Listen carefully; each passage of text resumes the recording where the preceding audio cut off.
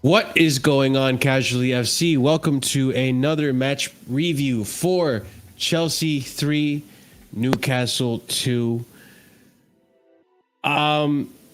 Good game, I guess. We almost capitulated towards the end there. It was getting a little nervy, but Poch decided to go with the back four. We had to play Cucurella at left back for a full 90 because Ben Chilwell being injured. And it was well, let's get into it. Before we go ahead and start, ladies and gents, be sure to smash up the like button, subscribe if you're new to the channel, check out the links in the description if you want to look at more content, hit the bell notification, you're notified whenever we do go live, and also be sure to check out the memberships for there are 4 different tiers starting at 99p. That being said, quick summary of the match to start things off. 6 minutes into the match, Chelsea opened up the scoreboard with Cole Palmer taking a shot at goal that stayed on the ground, and Nicholas Jackson was able to flick it back on target, and a lovely flick that gives us the first goal of the match. And then later on in that half, a poor error from multiple fronts. I would say mostly from Malo Gusto. However, Malo Gusto juggling the ball, forcing Trevor Chalobah to come out. Trevor Chalobah does get a touch on the ball, but unfortunately not enough to clear it or can maintain possession. And then we had Isak that took an opportunity to make a run in the open space that Chalobah left. He was found by his teammate, and of course, Isak, being the finisher that he is, puts it away, and then we're 1-1. Then we go into the second half. Kept the formation, kept the squad and everything. We then see 17 minutes into the second half, about 10 minutes into the second half, Cole Palmer with a lovely goal, lovely shot outside the box, fakes the defender, cuts back inside on his left foot, and gets it right in between the defender's legs, and you see it go behind the net shortly afterwards. And then we get the sub of Mudryk coming on, who we could argue, and we probably will be discussing, he probably should have started over a Raheem Sterling, who was poor tonight.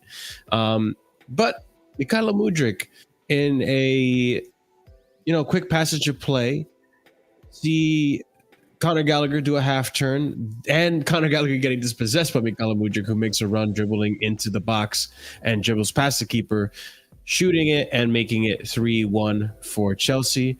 And of course, in Chelsea fashion, we got to be Heart Attack FC and take it to the edge. And we have Jacob Murphy, who not spins, but Cucurella overcommits, and Murphy takes advantage of that, finds his way behind Cucurella's space, and takes a shot from a decent amount of distance, not outside the box, but a decent amount of distance in the box.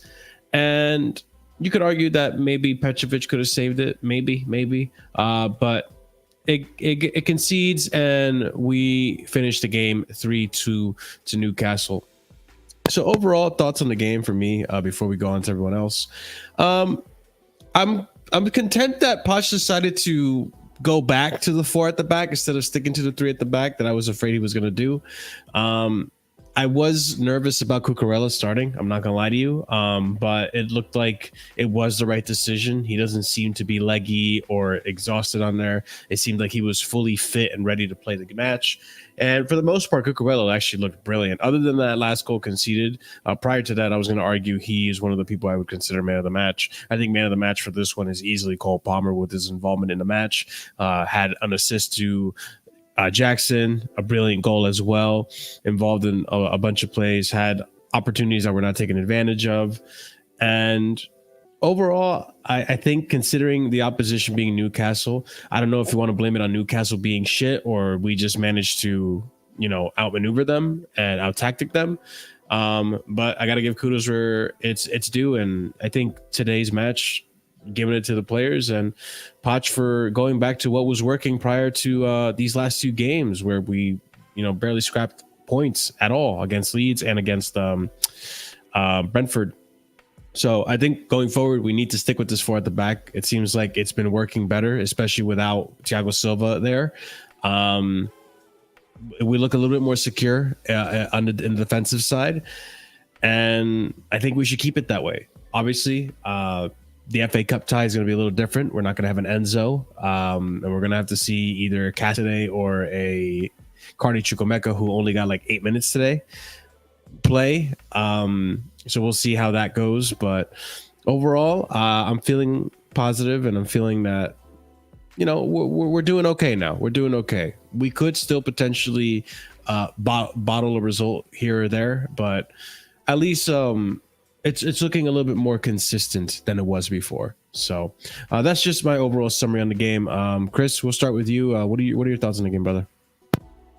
Like today, like I'm content with, like, we got a win. Like, yes, like we actually got a win today. I'm happy about, but like we're still 11th. Like we're still nowhere near where we need to be. Good, yes, we gained points more closer to maybe European spots, because that's where we need to be aiming for. But yeah, like the game. I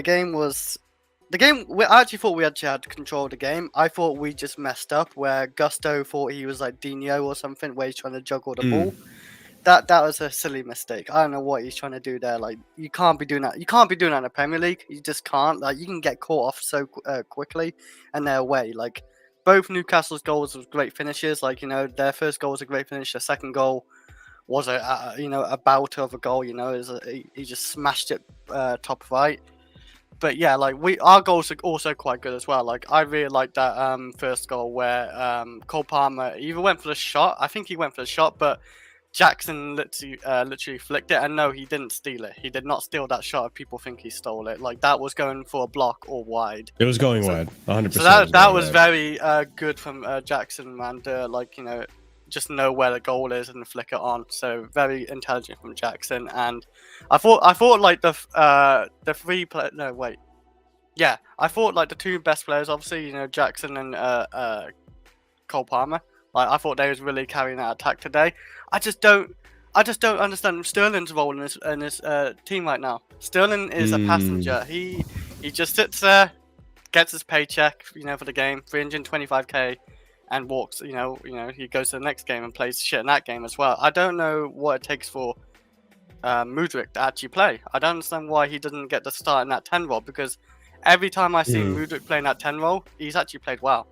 I don't rate Mudryk like all that, but he deserves to be starting over Sterling like a lot more. Like, he's actually been saving us a lot lately with his goals or involvement. He actually impacts the game. It's time to actually like start playing Mudryk instead of Sterling, because Sterling has no right to play in this team. I don't care he's experienced. I don't care he's done it for City. He isn't doing it for Chelsea. He doesn't give a shit for Chelsea. So I don't give a shit about Sterling. I like Sterling, but he can be on that bench. All I care now. He needs to be gone. I'd rather Gallagher on the left wing over Sterling. I'd rather anyone at this point. Wow. Because like I know Gallagher's limited and he can't do a lot, but I know he's gonna try a lot more with the press and running and all that type of stuff. Like, he's actually gonna give a shit.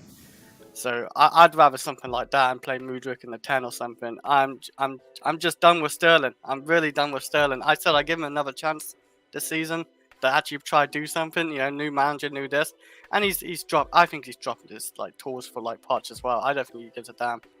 Really? So, yeah, you know me as Sterling. You know I like Sterling, but I'm tired of Sterling. I'm really tired. How you in that 1v1, you could have like passed it to Cole Palmer and said 100%. And if you got, you go have the Coconas. Oh my god, I can't say it. If you have the balls to say like take the shot, and do it, then score it. But like there's two men in front of him. I don't know why he took the shot. He should have passed it. So Sterling can fuck off now. Like I'm done. So. God damn. I'm just done. I'm glad we got the win, but I need to see more consistent results, man. I need to see like more 3 wins in a row, man. We got Burnley next. Go and prove you can beat Burnley as well. Go and beat the worst team with Sheffield. Like go and beat them as well. Like don't do another fuck up like you normally do this season. So yeah. I mean, Oliver, I guess I'll go to you and I ask you, what are your thoughts on Sterling, and do you think you agree with Chris? He's dropped tools or down tools for Poch?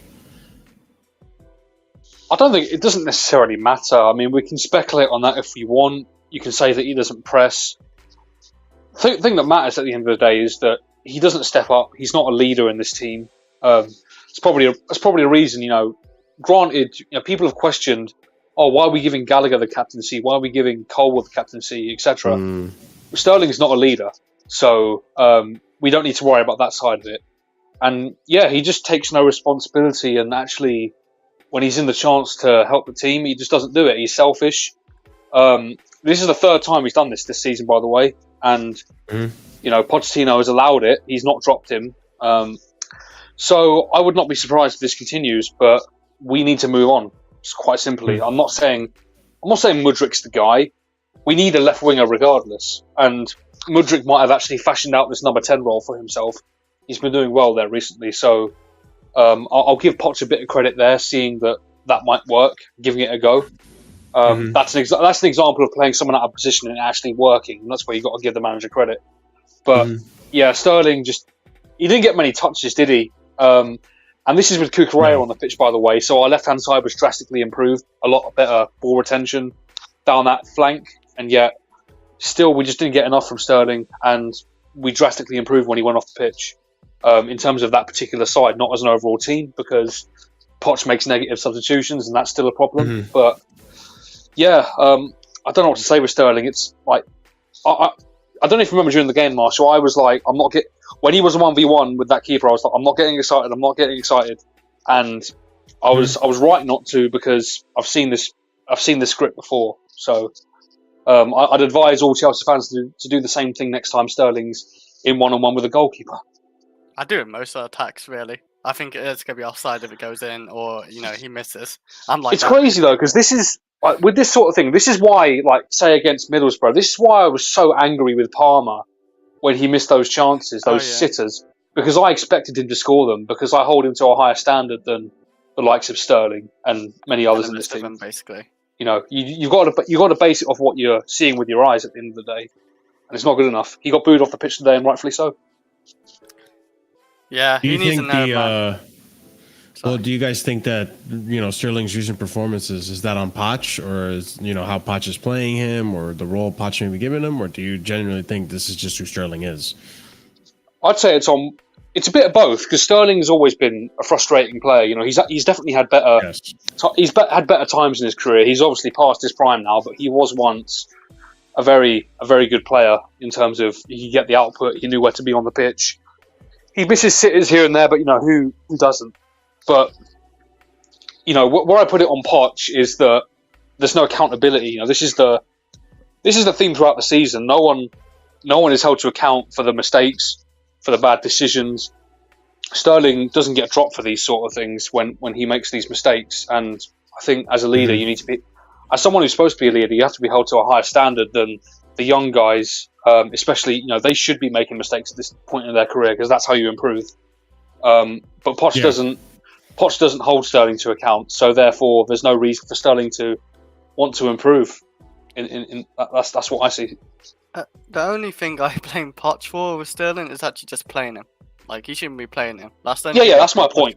Yeah, that's what Sterling. I've seen it too many times where I see Jackson and Gallagher or Cole Palmer pressing, and I actually see Sterling next to it just walking. He doesn't give a shit, I don't think, anymore. He just doesn't give a shit about Chelsea or his time at Chelsea no more, because it's obviously bad, and it's not all down to him being bad, of course, nowhere near it, but he shouldn't be on a pitch. I don't know what it is with Poch playing him, because he's not doing you any favours, Poch, and play someone who would actually want to play for you. I think Mudryk could want to play for you. This show today, again, every time he comes on, he wants to prove himself, actually, I want to start, but whatever it happens, after 90 minutes, when he does well, hey, Mudryk, you're on the bench next game, you're going to be on that bench, you go just sit there and watch Sterling stink it up for 60 minutes, and you go try, sweep up the mess. That's the thing. You need to reward progress and punish stagnation. Mudryk is progressing right now. He's getting goals. He's looking effective. He's beating players. He's causing havoc. Keep him in the team, because he deserves it. He's earned it. Sterling hasn't earned the right to stay in the team. It's as simple as that. We can speculate whether he wants to be here or not and whatnot, but the fact of the matter is he just doesn't deserve to play right now, and that overrides everything. Yeah, I think that is definitely something I gotta agree with now. Prior to these recent games, I gotta say Sterling was the better, the least worst of the two, because Mudryk wasn't convincing me. I'm not gonna lie. For a while now, you know, just what I'm seeing on the pitch from Mudryk, outside of maybe an assist here or a goal there, it just wasn't impressing me. And even when he did have an impressive performance where he gets a goal, it seemed that he just got injured right afterwards. I'm hoping that's not the case this time, and I'm hoping it's just another one of those, like, okay, again, well, I'm not hoping, but if he doesn't play the next game, I would hope it's on Poch and not an injury. But I agree. I think he does need to play, because we're seeing now in the small amount of time, small amount of minutes he's received, he's been looking more intelligent on the ball, and more effective. And I don't know, I guess, Will, I'll ask you, and also welcome to the panel, Will. But I'll ask you, like, do you like seeing Mudryk in this number 10 position, or would you rather Poch just stick with, you know, keeping him at left wing and having like maybe Gallagher stay in the 10 instead of in the wing where he was today? I mean, it seems to be working in like the short periods of time we see Mudryk. I think maybe off the bench it might work. I would like to see him get more time on the wing as well, but I think Poch is struggling at the moment and needs results now. So maybe he trusts Sterling to get the odd GA here and there more than Mudryk. And Mudryk just gets these impact minutes as a 10, which seem to be doing okay. So I don't really know, man. I can't lie. I think if we were in a better position, and if Poch actually gave Mudryk more minutes to start with, I don't think we'd have this issue to this level. But he only gives him pity minutes here and there, and what the fuck's he meant to do? Could I isn't Mudryk's like stats now like better GA and Sterling for like minutes he's played? Like, yeah, I think per minute per GA the minutes are similar, but I'm talking about more like in a career and having. Yeah, I know. Like you look at Sterling's career, yeah, he bags goals and assists and stuff, but he's not doing that no more. So, you know, you can't just like look at Sterling at Man City. Oh yeah, he's gonna do that at Chelsea. He's not doing it for Chelsea. Wow. So like, I'll play Mudryk. I think Mudryk would be better for GA and him. We've actually given more consistent minutes. Probably, yeah. I'm just trying to see it. From and he would press. He would press as well for you. He's quicker. He's younger. Is that what frustrates you the most about Sterling, Chris? Is that his lack of pressing?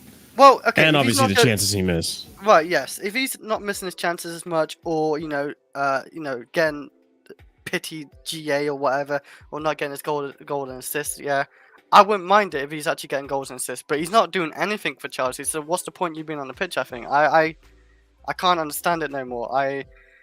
You can have your bad games, of course. You can have your 1 or 2 bad games and stuff. He was doing okay at the start, I thought, but then he's just dropping off ever since. I think like he shouldn't be playing. He shouldn't be like nowhere near. He should be trying to prove himself. He should be starting like Mudryk is. He should be coming off the bench like Mudryk and trying to prove himself. I should be starting and being hungry for it, but he's not doing. Like he doesn't need to do that because Pochettino plays him. He plays him every game. Because he's the experienced one. So, yeah. I'm not saying that I rate Mudryk to be like a world beater or anything, but I think he is a victim of like the situation at Chelsea to a degree. I think, although is he 23, Mudryk?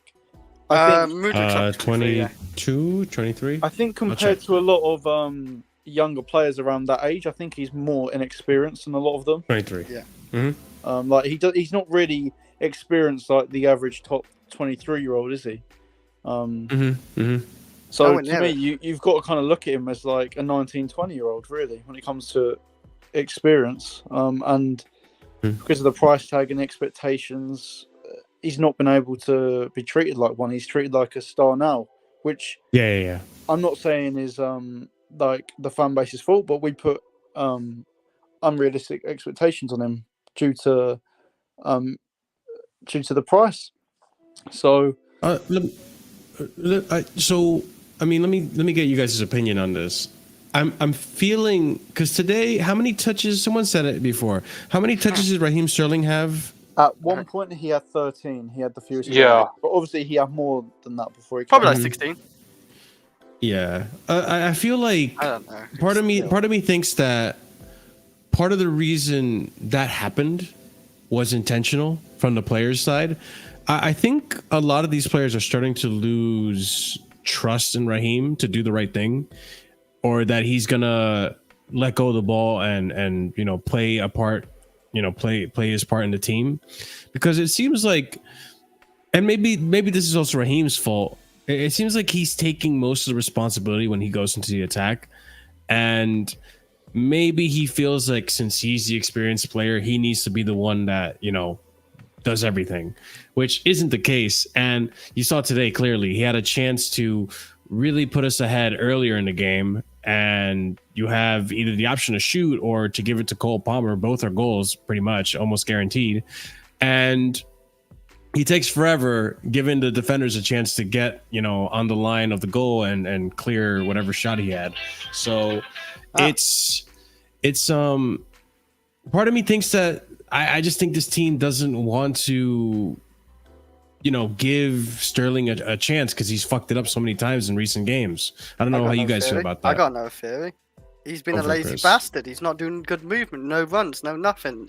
Where you go past him when he's just lazy, like just sitting around and just walking. Like you only yes, he can do his special thing sometimes and get a goal or something. But he doesn't make any even good runs half the time. That's why he probably doesn't get found either. Like he's just watching.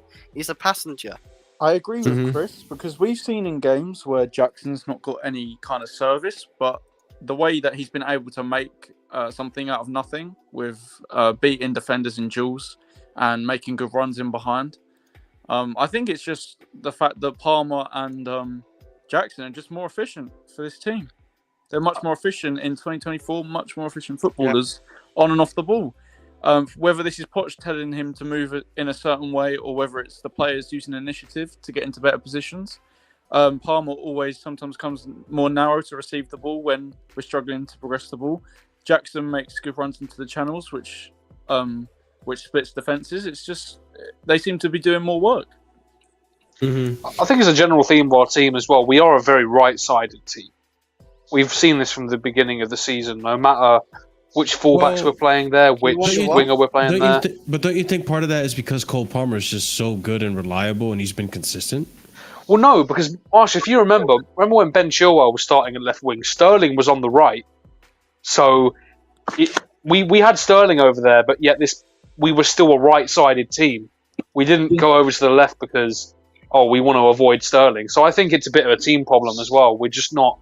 We don't vary up our game enough. A lot of it's just give the ball to Gusto and Chilwell and pray for the best, pretty much. No, just I'll tell you guys after. So Will brought up something that I thought was very interesting. And I'll kind of hand this question off to Scott, even though I feel like I know what your answer is, but I kind of would be curious how you would entertain the idea that I have. Do you think that Sterling is probably just the type of winger that doesn't suit this league anymore? No, considering he's played in this league his entire season. No, but his style though, But what is his style? What do you mean his style? Based on what? For me, Raheem Sterling always struck me as the type of just try to dribble as much through as many players as possible and beat him on pace, which I feel like we don't see that much in the league anymore. That's not Sterling's style. Sterling has not been doing that since he was a teenager at Liverpool. I feel like he did it a decent amount at Man City. No, at Sterling, particularly when Pep went there, Sterling's play style was get at the end of the play, so you're the one scoring the goals. Whether that's a false nine or a left or right wing, you're getting at the end of the chances. That's what Sterling's best at. Yeah, and the thing is as well is what you just said there is wrong. We just saw it in this game. Mudryk literally beat 3 or 4 players to score. We see it from Doku at City. He's first, I think, in the league in terms of dribbles completed. We see it from Elise. We see it from other players. We see it from Mbeumo. We see it across the league. I think the argument you should be making here is Sterling good enough to play for a top team anymore? No, is the answer to that question. It's not if he's good enough to play in the league. Yes, if he was playing for a Palace or a Newcastle, funnily enough, Like that's probably his level now. He's not good enough to play for a top team. Unless, actually, no, he's probably good enough to play for a top team where he's like a side man on like 150 grand a week. Do you put most of these recent performances? Do you put strictly on Sterling, What do you mean? or Yeah, what do you is mean? it the setup? Again, I think with Sterling, right? Like when we bought him last summer, I adamantly didn't want him, and I had Yeah, me neither. people telling me, England fans and City fans telling me, "Oh, he'll be good at Chelsea. He'll be a leader and stuff like that." He's. People kept lying to me about how good Sterling is as a football player, and I've been watching this guy at City. I watch him at England, even at Liverpool. The guy is best getting at the end of chances. When he's involved in build-up play, he is very, very, very poor. And I didn't want him because if you're surrounding Sterling with Havertz and Mount, which is what we had at the time, they're not going to give him consistent chances either. He's going to look poor. It's also why I didn't really, even though I supported Lukaku when he got here, I didn't want him either because he wasn't going to get enough chances. Now, the Sterling that the setup that we have, or lack of setup that we have, Poch is making Sterling be involved in the build-up play, when in reality, he should be on the end of chances. Like, remember the goal he scored in the cup final? The build-up to that goal, Sterling getting on the end of that chance, which he did, and he scored. I know was offside. Okay, That's how we should be playing. Sterling should be at the end of the vast majority of chances that we create because he's going to score. I trust Sterling more or less in front of goal as a goal scorer and to get GA, but his all-round play, it's always going to look ugly because he's not good at that. Would I get rid of him and sell him? Yeah. Yes and no. Like, I won't complain if he's still here. Do I think he should be a starter? Probably not. But again, in a better system, Sterling will get goals. If Sterling was in a, I'm not even going to say Klopp. If Sterling's in any other system in the league, like if we had Eddie Howe or give us Amorim or whatever, Sterling will get goals as an inside forward. So I don't know. I'm not really bothered about whether we sell him or not. If we get rid, cool, because I don't really want him here. But if we keep him, I'm fine with it. I'm fine either way. So long as we also bring in another winger, at least another experienced winger to come in. I don't just want us to be just Sterling here. But again, I'm not too fussed. People are always getting on Sterling's case. Like, yeah, people don't really look at and context. Like, they just complain. But I know what Sterling is as a player, so I'm not angry. I know what he is as a player. Okay, I see where you're coming from. It's more so for you, like, you knew this is Sterling the whole time, so you're never gonna get onto him. But like, I think where people come from on the other side of that is that, like, I feel like for the amount you're getting paid, for the amount of experience that you have, we expect Sterling to be better. But to be honest, Prime, I agree with you because this is the same Sterling I've seen at Man City. Marshall, I'm going to be completely honest. He's the first attacker I saw in the summer. Yeah, I agree with you. I 100% agree with you. Over Mudryk. I think it'll be hard to sell him because of the amount of money he's on. But if we get rid of him, I agree. I don't think so. I don't think so. I think there are teams that still rate Sterling. No, but I was going to say take the wages out of it. I think it'd be easy to sell him because I said you could probably sell him to a mid-table to pushing top 6 level. Will be a factor. But that's not prime. I'm saying if you were to take the wages out of it, I think there would be plenty of interest. I'm saying if you include the wages, that's going to be the sticking. Well, of course, if you take out the wages, but like the wages are a factor. Yeah, that's the problem. Sterling is not going to want to leave England. Yeah. More than likely, he doesn't want to leave London. So what other London? You can go to Crystal Palace. Palace are not paying him 300 grand a week, bro. Yeah. You know what's interesting because I remember a few years ago. Remember the summer Sanchez went to United. That swap deal with McTavish. That summer or that season in the summer, Sanchez was supposed to go to Arsenal City. Sanchez was supposed to go to City, and Sterling was supposed to go to Arsenal. It's meant to be kind of like swap deal plus money. And this blurry thing is not really working. Hold on. It was meant to be a swap deal plus money, and Sterling was in favor of it. He wanted to go because he wants to be in London. He grew up in London and stuff like that. I know, like, he wants to be living back here. That's why he was in favor of move to coming to Chelsea. There's a report, I think it was brought into one of our group chats. I think the Sarcasm City group chat in 2022 or something. Conte wanted Sterling, and he could have gone to Spurs. So, like, I don't know if Arteta wants him because he worked under him with Pep. Maybe that might be a thing we could look at in the summer. That's what I was thinking about as well. Palace or something. If Olise and Eze go, or even one of them go, Sterling, Palace might look to replace them with Sterling or something. So maybe, but his wages is going to be a lot. I don't know if he's willing to take a pay cut. I also disagree with something you said, Prime, and that's that I think depending on what manager we get, I don't think he's the best fit for any of the ones we looked at. Like, especially you look at the guys that are at front and centre. If you look at Amorim, if we're playing that 3-4-3, obviously this depends on who stays fit. But if everyone's fit, I'm playing Palmer and Nkunku as the two behind the striker. Yeah. Like, I'm not playing him wing back, obviously. And in De Zerbi's like 4-4-2/4-2-3-1, whatever he decides to play, like depending on game. As that left winger, I'm playing Mudryk. Because if you look at the way that De Zerbi creates space for the wingers and the attackers, there's so much space to run into, which is going to help. Is De Zerbi actually real? Is that a real link? Yes, it is. Yeah. Oh, I don't want them. But okay, cool. Fair enough. Saying, the ones that have been most linked.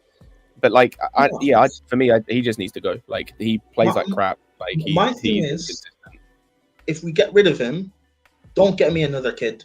Dude, don't get me. Yeah, 100%. I don't want Nico Williams. Get me Liao. Get me an experienced winger. Get me Liao. Don't get me Nico Williams. Yeah. Realistically, though, it's got to be. I was just about to say that, Chris. Because why would Liao want to join? I don't think. Yeah. It doesn't have to be a Liao, but get me an quality experienced winger. Maybe Cavachilo might. Why have you said? Well, I think Kvaratskhelia is a pipe dream, but would you take him, Prime? He's also not experienced. No, I wouldn't. He is having experience. Like, he is playing like every game. Kvaratskhelia been playing football for like what, last season and this season. He's been playing for like 3 years. Yes, and, no, I mean, like, he's well, won the league as well. And he's done well in Champions League. He's not ready. Before 2019, he played 29 games. Yeah, but 2019. That is like 5 years ago. Yeah, that was some time. Yeah, so hang on. So we're saying between 2019 to now, so in the season, that'll be 5 years. He played 2 or 3 seasons in Russia, 1 season back in Georgia, and then 2 seasons at Napoli. Yeah, we also bought Mudryk, who's only played in. And I'm only looking at Kvaratskhelia. I know, yes. Well, I'm only looking at his Napoli games, by the way. I'm only looking at his Napoli games. Yeah, and from last season and this season, he's not worth that big money. How much are you asking for? You think is 100? It'll be something like that, yeah. I think his contract's got a release clause of like. Or the one he signed has got a release clause of like anywhere between about 70 to 90, I want to say. But again, who are you talking about? Who has a release clause? Kvaratskhelia had a release clause. Yeah, him and his. I think either him or his agent or both insisted on a release clause for them to sign a new contract. Okay, gotcha. But again, all of this doesn't really mean much until we get the manager. Yeah, I understand that. But Sterling, if he goes like, I'm cool, I'm not fussed. Just replace him with a quality winger that has experience. I don't want another kid because we have too many of them anyway.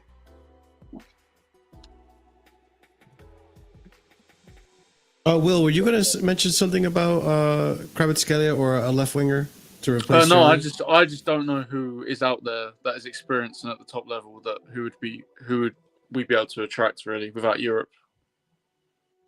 Mm-hmm. I think the reality is that we will go for another good young player or another prospect. I think that's just the reality. Whether I like it or not is another story. The thing is, like, I I think I kind of know. I think Prime. I think I know what you're about to say. I think a lot of it has to do with the manager, whoever we get in next, right? But I think depending on who that manager is, I don't mind the inexperienced player. Again, I with this team, if you put a system forward or a style of play forward, they perform just fine, with or without experience. I think this idea of experience is literally just for Poch, because Poch needs experience because he needs those experienced players to carry for him. Because I think Marshall, I think Poch does because he's an idiot. But having like experience, having leaders, having people who have the in-game experience and know-how in your squad or part of your 11 is a major difference. Part of why United are much, even though people will argue and say they're worse than us this season, part of why they are higher up in the league is because of the likes of Casemiro and Varane and Lissandro in their squad, in their team. Not really, though, because Lissandro's been injured. Yeah, but I've mentioned quite a few of them. When they've been playing, they've been fit. What were you going to say, Oliver?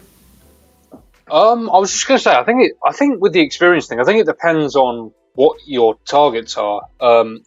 If you're looking to win trophies, then in the immediate term, then you go and look at how we performed in the Carabao Cup final this season. And granted, there was issues from Poch, but at the end of the day, I do think there is an argument to be had that a lack of experience cost us in that final. But I think if you're looking to get top four, that's where I start to put less emphasis on the experience, and that's just more about having a system that can consistently do you well over a league season. So it depends on your targets, really. I agree.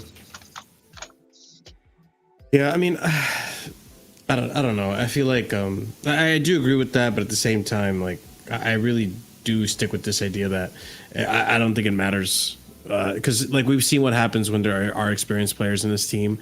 Like it doesn't really make a difference. In fact, you could argue that now without Thiago Silva, we've looked a lot more defensively solidified in the back. Like we look more convincing in the back. This comes with the caveat of you have to have a level of quality with the experience as well. It's not just get me an old guy. You're looking at Thiago Silva, who's 40. But if we had, I get that.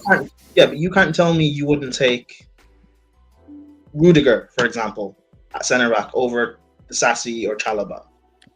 Look how that would improve us. Over Chalobah for sure. It's not whether but that's my point though. Like you need the level of experience. It needs to be quality. Yeah. What were you gonna say, Will? It's not really about whether us or whether we would take them. It's about would they want to join us. I think that's the whole problem. I think we're in a position now where we have to firm this project. I'll be honest. We have to see it out. Yeah, I mean, this policy. This policy, I think, will make us improve in the league in the long term. I just think, as Oliver said, we need someone that can implement a consistent, effective system. That being said, though, we were just talking about Raheem Sterling and all that. I do have to show you guys something that I saw that I thought was quite. I don't know if jarring is the right word. But it's quite stark to see, considering everything we're saying about Sterling. Right here, we got some stats. Mikhailo Mudryk only needed 10 minutes to register more successful attacking third passes to his teammates than Raheem Sterling managed during 71 minutes. It's like I said, he's sweeping up Sterling's mess. Like that 1v1, like Sterling had, like... That's a good way to put it, yeah.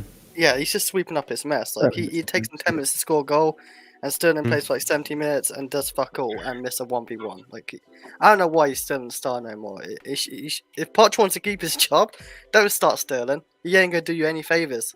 Just use him as a bench player like how you use Mudryk. Let Sterling prove himself. But he won't do that, will he? He'll just keep Sterling up on the left because he's an experienced player and he's done it for City. But he's not doing it for you, so it doesn't make any sense. It just frustrates me now. I mean, yeah. Prime, I'll ask. Well, besides this question that Kai asked you, which is very important to the show, I do want to ask you in terms of. It is. I'm not joking. In terms of Mudryk now, he's playing more as a number 10. do you think going forward we should just stick with this, or would you prefer to just keep Mudryk at the left and put like a Gallagher or a Palmer or Nkunku if he comes back fit, or Carney in that 10 position? But first, what's your favorite soda? To answer Kai, I drank the blood of your ancestors. Anyway, Mudryk. Hey yo, what do you mean by that? How was that an AO? I don't know. Marshall's always AU and pauses. Okay, anyway. Listen, I'm not going to explain this stream. Mudryk, should he be playing 10? I don't think he's not a 10. I don't think he should be playing 10 per se. However, like when this guy, and not just him, when him, Madueke, Matson, when they've had like these good cameos off the bench and they're trying to build up confidence and momentum, I don't like that Poch kills it straight away. Like he had a good game against was it Leeds?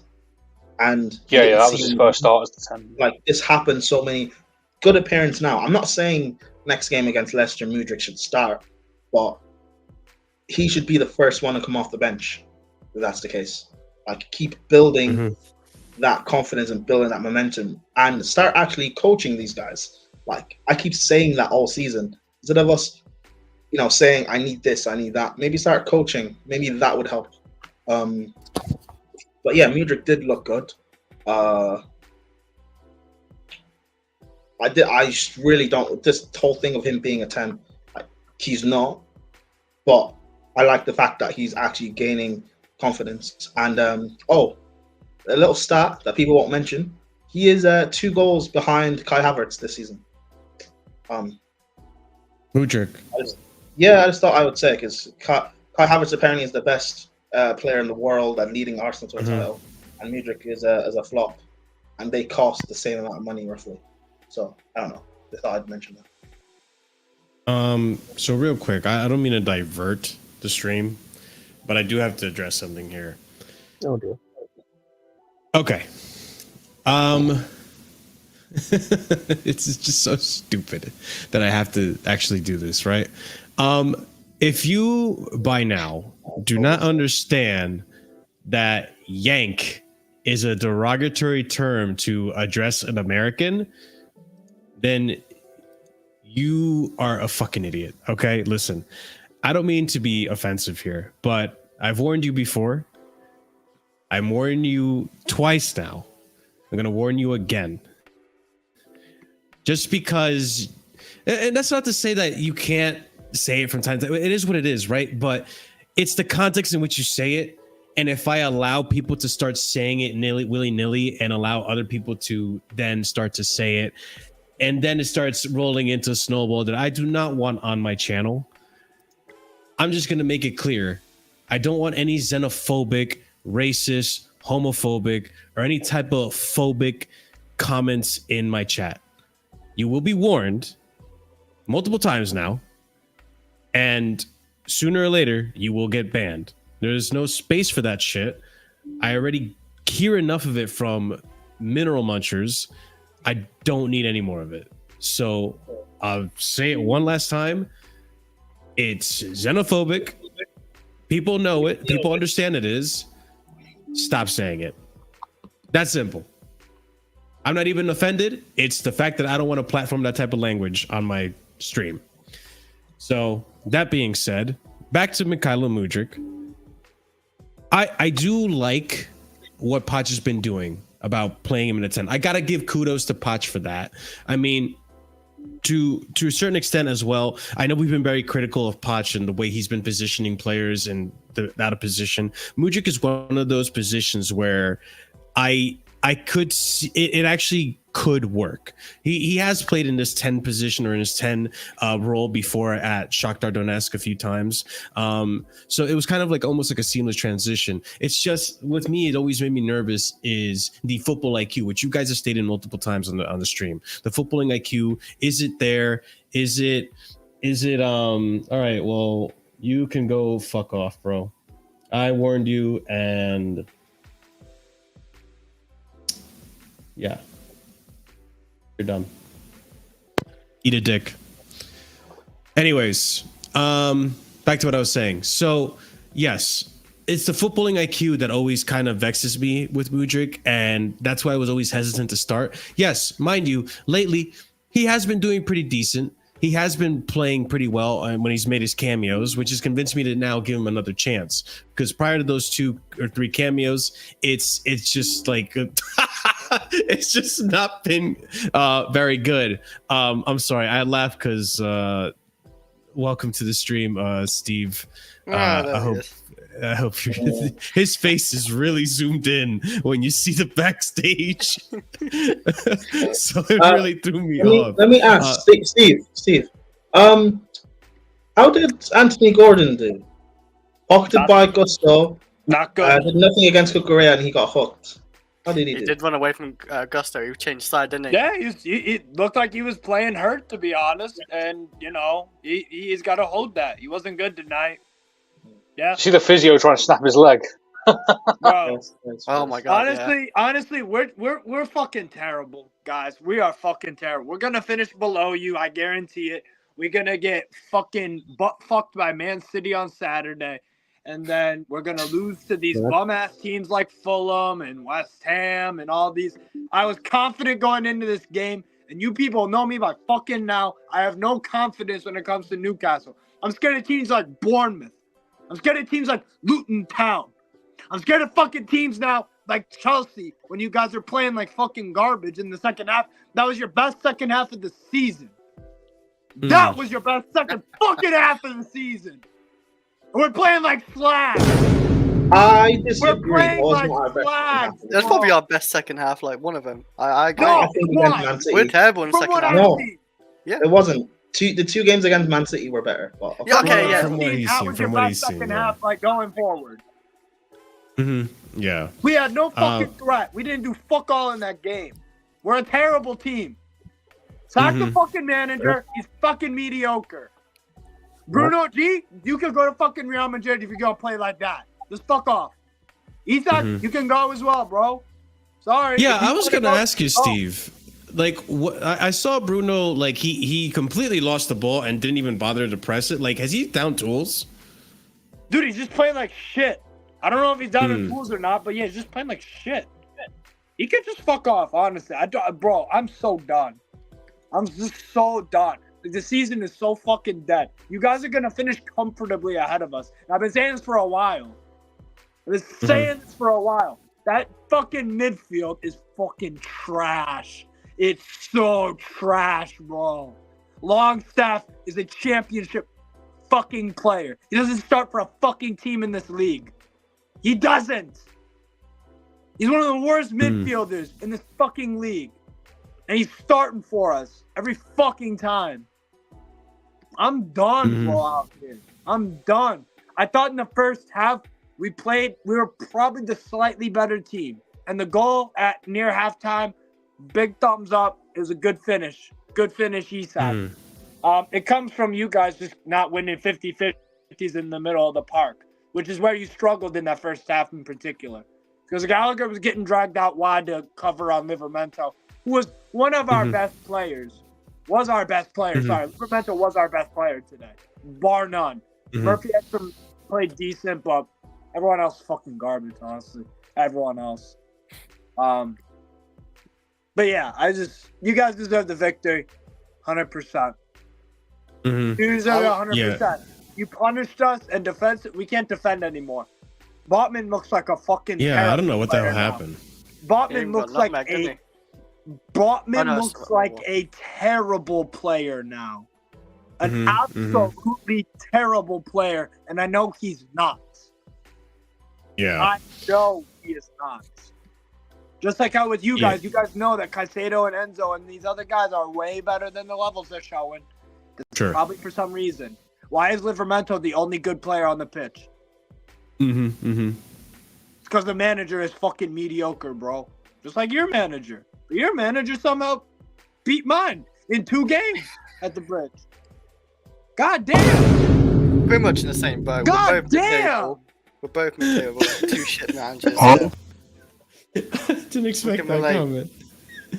Yeah, I mean, I am curious though, Steve, to pick your brain here a little bit. Where do you think it started to go wrong for the defense? Because you guys are one of the best defensive teams in the league. The second game of the season when Brighton choke slammed us 4-1. That's when it was. So- And Lewis Ferguson put up a fucking hat trick and has scored like 2 goals since then. That's when I realized the defense was fucking bad. That was the first time. And I reckon, and I knew from the Nottingham Forest loss on fucking December the 26th of 2023 that our team died. It died. Its soul died. Eddie Howe died. Pope injury, yeah, that was a big one. It was done, bro. Yes, the Pope injury. I don't give a fuck about injuries, man. Did we have a good enough team to at least possibly get a win against you guys today? In your opinion, you look at our 11.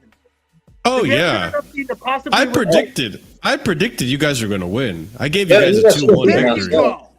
There you go. So why are we 3-1 down? But Steve, you were backing. I was, and that's why I'm so fucking angry. That's why I'm so fucking angry. Because I'm not usually confident. And these guys backstabbed the fuck out of me. Yeah, I mean, Eddie Howe, I'm man. never doing that again. Toast. The beans over toast tax right I there, know ladies and who I gents. support now. A fucking tin pot team, bro, until we show seriousness. Steve, I'm afraid you Drop just have the to mic. hold the exit. Yeah, drop the mic. You fucking, you can't even have a microphone, so you drop Steve the ain't phone. showing to the serious Steve, now. so what? I've never seen Steve this mad. It's pretty intense. Yeah. Patch broke Steve. Wow. Patch broke Steve is nah. Let's not. No, chill. It's That's just like wild. because last season they were so good, and now they had a good run. Well, they had a run at Champions League, and they bottled the Champions League massively. Going like last, not even third place was. They quite didn't embarrassing for them. bottle the Champions League. They beat a PSG. They should be at least finishing third. They should be at least I finishing expected third. them to finish bottom of the group. They should be beating a Dortmund. It's no their, offense to Dortmund. but Chris, it's their. I mean, listen, it's their first Champions League in how long? No, I get Very like, long time. I get 20 the nod, years, yeah. but like Dortmund ain't a good team, and they lost them twice. When we was shit, we was beating Dortmund finished top of the group, didn't they? No. Oh, did they? Oh, Yeah, my they God. did. Okay, but look them in the table in the Bundesliga. Look them in the table in the Bundesliga. I'm just saying. They're like not even like the top 3. So Chelsea won the Champions League and finished No, sixth. but in the like league. even last season, right? With Potter, we beat them twice. I'm pretty sure. Well, Yeah, no, and they were well, top of the see- league, and then they bottled it. Chris, Chris, this Yeah, is- Chris, but we no. Can you see No, the we trend didn't here? win. They're either We didn't fixing the win. shit. Sorry, they beat PSG 4-1. They shouldn't be finishing 4. That's my whole point of it. Chris, you're not a real Chelsea fan. Stop talking. We beat Dortmund once last season, not twice. I said I think we're beating twice. I wasn't 100% sure. Well, about next time, no. Before you speak. Okay, you had to quickly look. All right, cool. I didn't look at all. I know this because I watched the game. Yeah. I watched both games. I'm a Chelsea fan.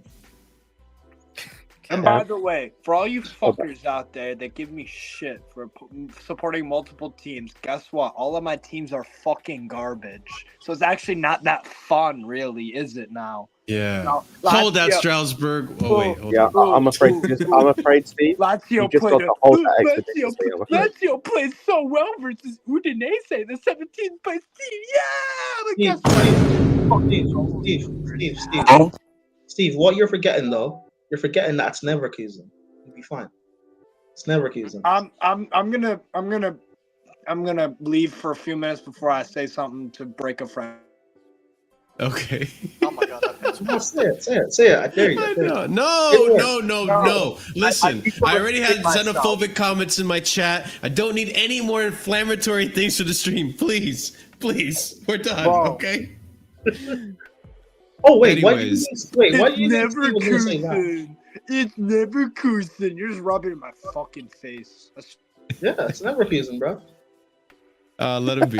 Let's Leverkusen, bro. Anyways, so yeah, Mudryk in the number 10 position. I mean, it's I'm liking the position for him. Do I want him to continue in that position?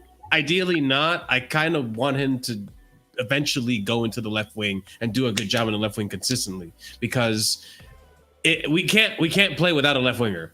I mean, I'm sorry, like we can, but I'm not satisfied with Chill at left wing. I'm not satisfied with Gallagher at left wing. Like I ideally don't want to play him there. I mean, we could play Jackson there, sure, but I don't know. What are your guys' thoughts? Then you lose a striker, though. That's the problem with playing Jackson. Exactly. What about Madueke left? He's not played there a lot in his career. Yeah, I know, but like, he probably won't do any like Played there worse than one Sterling. game, I think. I think looking- probably do better than Sterling. I think looking into the immediate future when it comes to like, so our next game is against Leicester in the Cup. So Enzo's obviously suspended for that. So your pivot's most likely going to be Gallagher and Caicedo. Yeah. I think Mudryk has to start that game because I just don't think Carney's going to get in. Plus, he's not got the match sharpness. Ready, yeah. And at that point, you just have to firm Sterling just for that one game. You have to firm, and maybe even more games. I know what I'd do for the Leicester game. Yeah, Poch won't do this, but this is what I'd do. I'd go Mudryk in the 10. Ideally, I'd want to play Carney, but you're right. He got 5 minutes at the end of the game. I'd go everything you said. I'd put Jackson left wing and I'd play Washington up front. Oh, interesting. On a real, I would not play Sterling. Like I don't like. You can't keep giving him chances. I'm sorry, you can't keep letting him play like this and give him chances. Bro, if Washington can't play, you got George H.W. Bush. He should play over Sterling. That motherfucker's better than Sterling. He's probably better than Longstaff too. He's so drunk. No, I'm not. I'm going to work. What the fuck is about drunk? He's not. He's drunk with anger. Okay. Yeah. I am angry as beyond, shit. bro. I am One of them beyond, ones. and I have been since the fucking. I have not seen the Steve third this goal. angry ever in my life. The third goal, bro. I've been angry since the third goal. I was angry the whole watch along with Flawless. I probably destroyed a remote. Like, I'm done. I'm done, man. Like I said, unfortunately, Steve, you just have to hold that expeditiously. I'm afraid. Yes, I get. Yeah, I do. Expeditiously is insane. Wait, who's Oh Newcastle's my next game? God. Is it Man City? You said. Yes. Oh yeah, we got to Oh, earn it. This is our time. Jesus This is our time Christ. to start giving Bro, of course games our to next again. game is. Yes, of course our next game is Man Well, City I mean- away. We're gonna lose that 4-0. Easy. I'm Be Man curious City's though, easiest game of the season. Steve. How exactly is Eddie Howe? I mean, how exactly would you describe Eddie Howe is setting your team up to fail? Marshall. Oh my god. No, I'm serious. Like in terms of the tactics, like what is he doing so differently? No, I'm not. I'm just genuinely curious.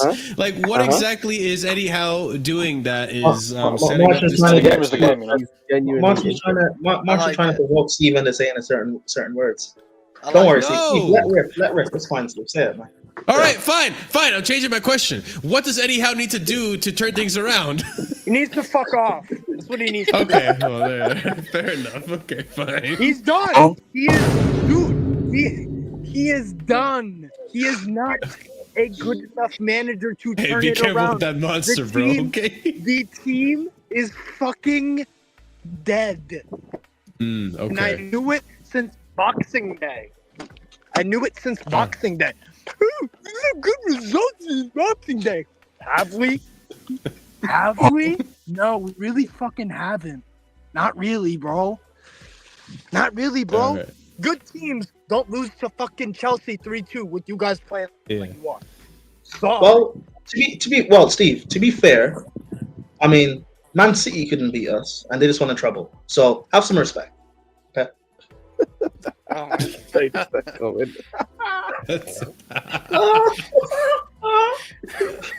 Stop! You're gonna make him piss. He's gonna wake I up want all him. his Say the neighbors words, in the Steve. middle Say the of words. Say the words. the early Say the evening. I'll take responsibility, man. Say the words. No, do not say any words that could get me in trouble. I'll say Say some any words. words.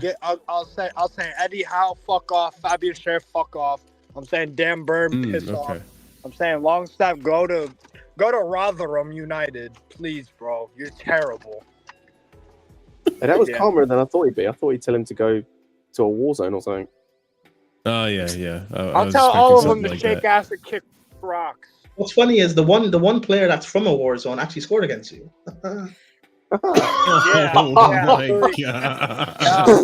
Yeah, it's true. We're letting refugees score on 50 Exactly, Oh exactly. my day. I mean, Kai calls Chelsea Make-A-Wish Foundation, but you literally let out Make-A-Wish get scored. It's funny. Yeah, Also, now we get to Manchester is in starting a run war at zone. What are you Chelsea. talking about? What do you mean? Ah, You said a refugee scored against him. Manchester isn't a war zone. Choose from Manchester. Cole Palmer, bro. Mudryk. I'm talking about Mudryk. Yeah, I know you are, bro. I'm talking about Manchester. I'm trying to shit on Manchester. Just allow me. Oh, okay. Why are you shitting on Manchester? God Leave money on damn the it. Only That thing that I joke hate landed that. so fucking flat. Respect Milk Manchester, man. No. So, I appreciate you, Scott. I appreciate Thank you, bro. At least someone does. All right, just a little fun fact about the game, by the way. Baghdadi Bali, Todd Bowley, and Hans Jorg Weiss were out I at got a Stamford rumor Bridge. confirmed that Flawless used to work at Dairy Queen. Alright. Thanks. oh, You get back to us. Flawless what? This stupid I love cocksucker Flawless. driving too slow. Oh my god.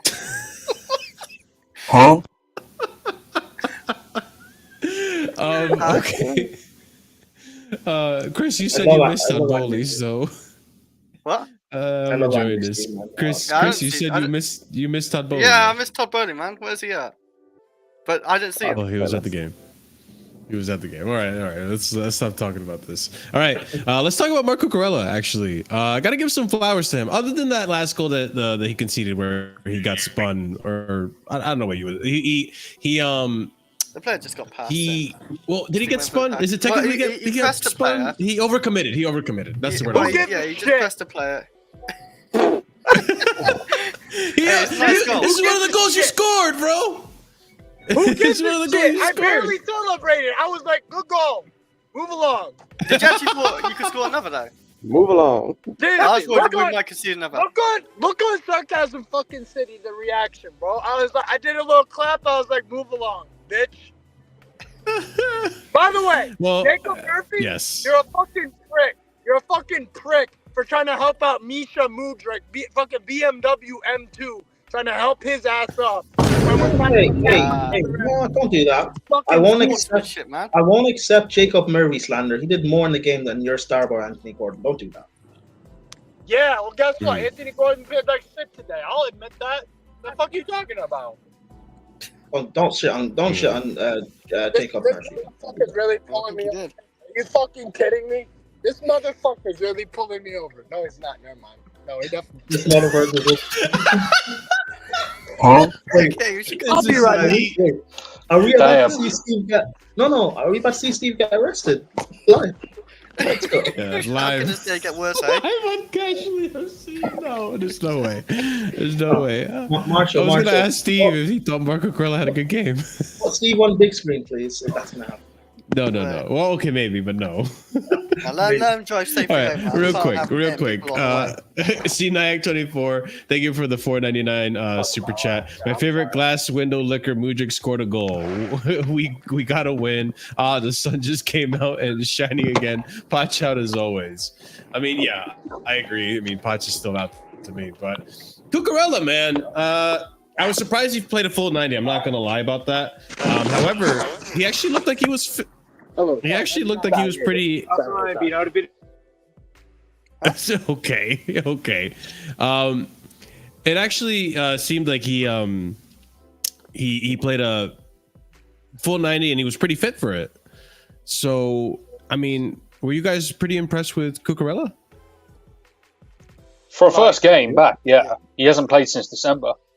Had a surgery, didn't he? So, like, I didn't expect him to start. I really did not expect him to start in this game, and yeah, like he started, and most of it was perfect, except for maybe that one goal we conceded. But like he was perfect today, and we truly missed it. Like natural left back, not like Chilwell who's finished, or Colwell there, or whoever else there. Like Cucurella, he should be playing like most of the games if he's fit anyway. Like he was pretty much like perfect today.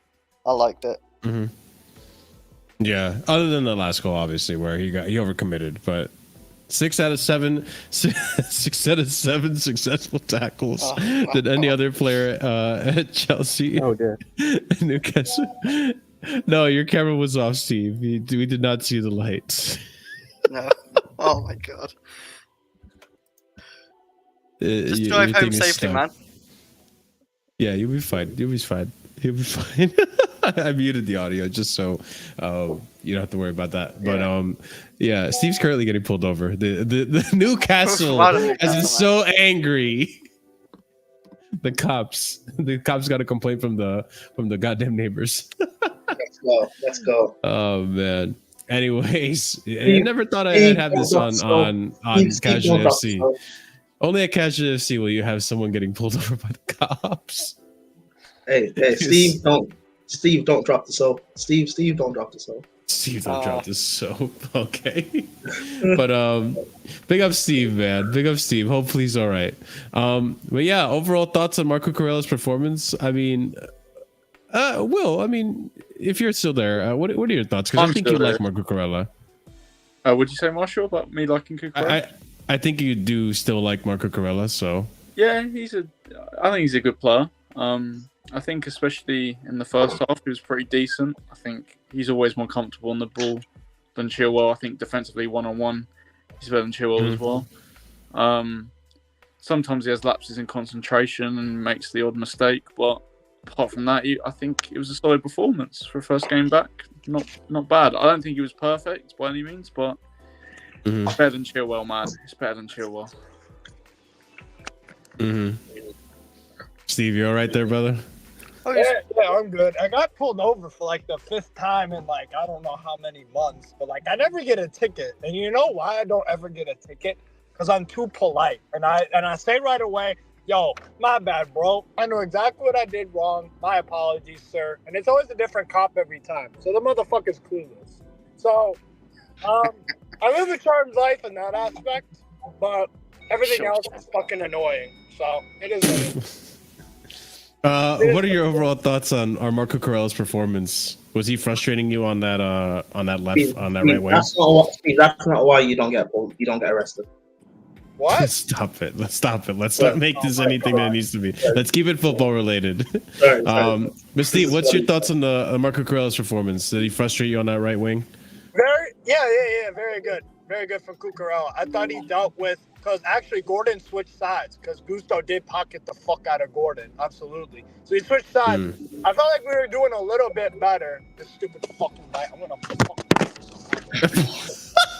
Oh my god.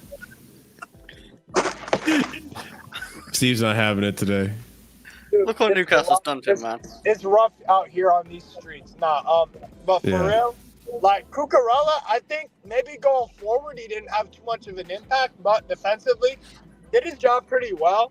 And who gives a fuck about the second goal that we scored? Like, honestly, who really cares? Adding for the sake of it. But yeah, I thought, to be honest, bro, like Cucurella did a good job on both wingers, and most of Murphy's good crosses into the box actually came from set pieces. And so Cucurella obviously isn't just in charge of defending those, but like Murphy from open play wasn't really getting consistently good service in the box. So I thought he did good. Just going forward, did you know? he didn't really have too much. Yeah. Did you know that was his first game back from surgery since he got surgery like 4 months ago? Yeah. Because he was on the bench for you guys last week, but he fucking what's it called? He's been out for a while. I want to say about 4 months. He's been out since early December. So, this dickhead, get out of my way. Fucking Just ask Steve questions when you drive, man. I know. He's gonna be enraged. Yeah. Hey, at least we got a beautiful white girl sky on Twitter. You know what I'm saying? Look at this shit. There you go. That's pretty nice. You're not wrong. You're not wrong.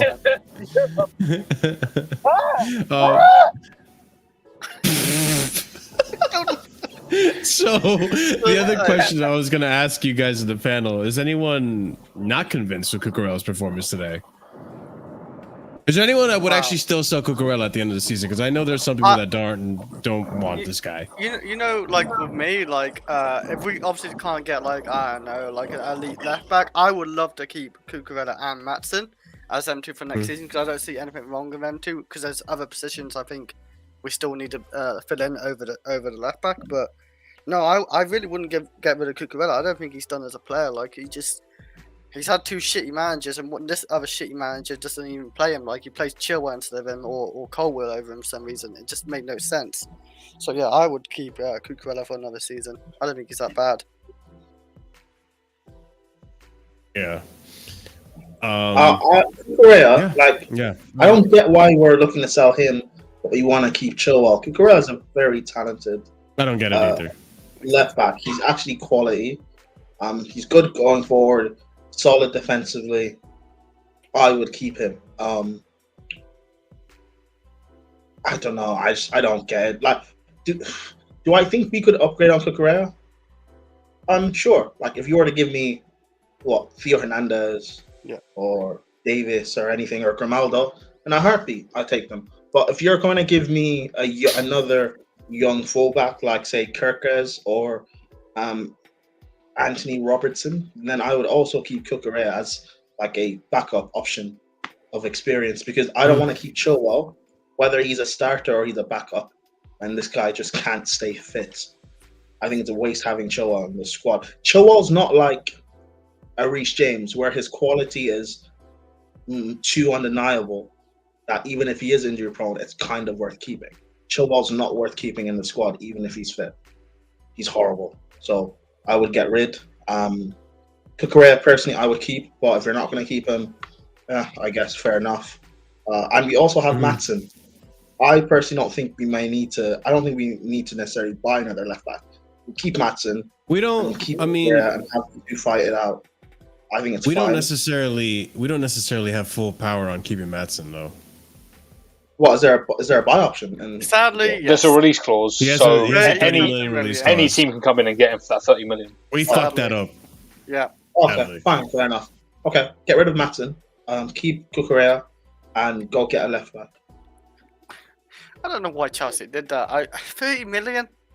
Like he's killing it in Dortmund. He did well for Burnley. He's never got a chance at Chelsea. He's a very talented left back. I understand it. Yeah. And now, in a few years' time, right, he could be like 70, 80 million, and he could go to City or something, and we'd be like, oh, we used to have him. We shouldn't have got rid of him. Like, yeah, we should have gave him a chance. It's really unfair what's happened to him. I don't get why managers love Chilwell. I don't get it right now. I mean, one thing I could tell you off the top of my head is I feel like Chilwell has a lot of endurance. He can give you the same intensity he gives you in the first few minutes at the final end of the match. But I think his fitness is what fails him the most. I genuinely think that. I think Chilwell is quite literally a roadrunner. Like this guy can do track and field. Who else had a lot of endurance? He doesn't have pace though. And now he's in jail for killing somebody. That is a crazy statement. Oh my God. Who did he? I don't even know who he said. Oscar Pistorius. Oscar Pistorius, the Blade Runner. That it's a good thing. Sorry, just the way I mean, from the Olympics, bro. I remember him. I mean, not to going away from Oscar Pistorius, but I guess what I'm about to say could be a pun for that, Joe. Chilwell, you can say he's a roadrunner, but he no longer has the legs to be a roadrunner. So. Oliver, bro called him a Blade Runner instead of a Paralympian. Oh my God. A Blade Runner. But Chilwell doesn't have the legs. God damn it. Listen, I've said this for like about a year. Listen, I didn't know who this guy was. The fact that you said that at the time that his image pulled up just destroyed me. I'm going to hell. Listen, I've said this for about a year now. Like, Chilwell is basically Alonso. He's a shit Alonso. At least Alonso in the final third is phenomenal. Chilwell's not even brilliant in front of the final third. At least Alonso had some dribbling ability, man. I'm not gonna lie. I think since the injury, Yeah. Chelsea fans who got on Alonso's neck, and I told them, guys, is he that bad? Things can be worse. I never Don't thought he was hold that it after a bad, while. but I did have an agenda for sure. I like. No. Alonso was garbage. I'd say Alonso was garbage because he He was had some everything a moments, left back though, Scott. shouldn't be. No, he did, but like At least he overall, had- I always liked the thing is, right? Hang on. As a You hearing Steve? as a footballer, Alonso, hang on. man. I'm As a just saying, I footballer, always rated the guy. hang on. He I was is Sunderland. He is the Sunderland fucker, though. like, he was good as a footballer. His footballing ability was good. As a left back, he was utter garbage because he couldn't do the things you wanted a left back to do. Yeah, but but this is a lot of Chilwell's work in him. No, but Scott, No. My point in all of this, I was going to say, he's got it right. Like, Alonso was terrible as a left back, and Chilwell was still worse than him. yeah, but even as a footballer, Chilwell's still garbage. That's Adam what I'm saying. says No, one that's cooks. what I'm No saying. one cooks. That's what I'm saying, Adam though. says no I'm one saying cooks. that even as bad as Alonso was as a left back, like talented as a like he was a good footballer, but as bad as he was a left back, he was still better. So would I. Alonso was better than Chilwell. Chilwell I like reeks. Alonso, man. I like Alonso. Adam says no one cooks our English fullbacks quite like that. Listen, if England stop producing mid fullbacks, I'll stop cooking you guys. Listen, Chilwell, Fat Shaw, who are the other people? You've got Sessignon and all these guys. Maguire. Get your money up. Get your money up. You know who's quality though? Livramento. Livramento is a quality English. He's not English. He's not English. Yeah, he is. You're welcome. He's Italian. He's gonna play for Italy. He's not English. Hey, Prime. Of course he's Italian. You love those motherfuckers. Prime, do you remember when I was gassing up Livramento when he was in the academy, saying he's going to be the next best thing? Oh my god. Yeah, I remember. Damn. Well, I also remember you being a Chilwell fan, so your Italian ID is a bit sus. Okay. At some point, we all didn't mind Chilwell. Come on, man.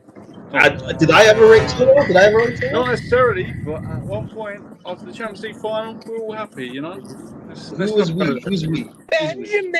Who's we? Who's we? Who's we? The next day, the day after the Champions League final, I wanted these guys to come. Don't say we.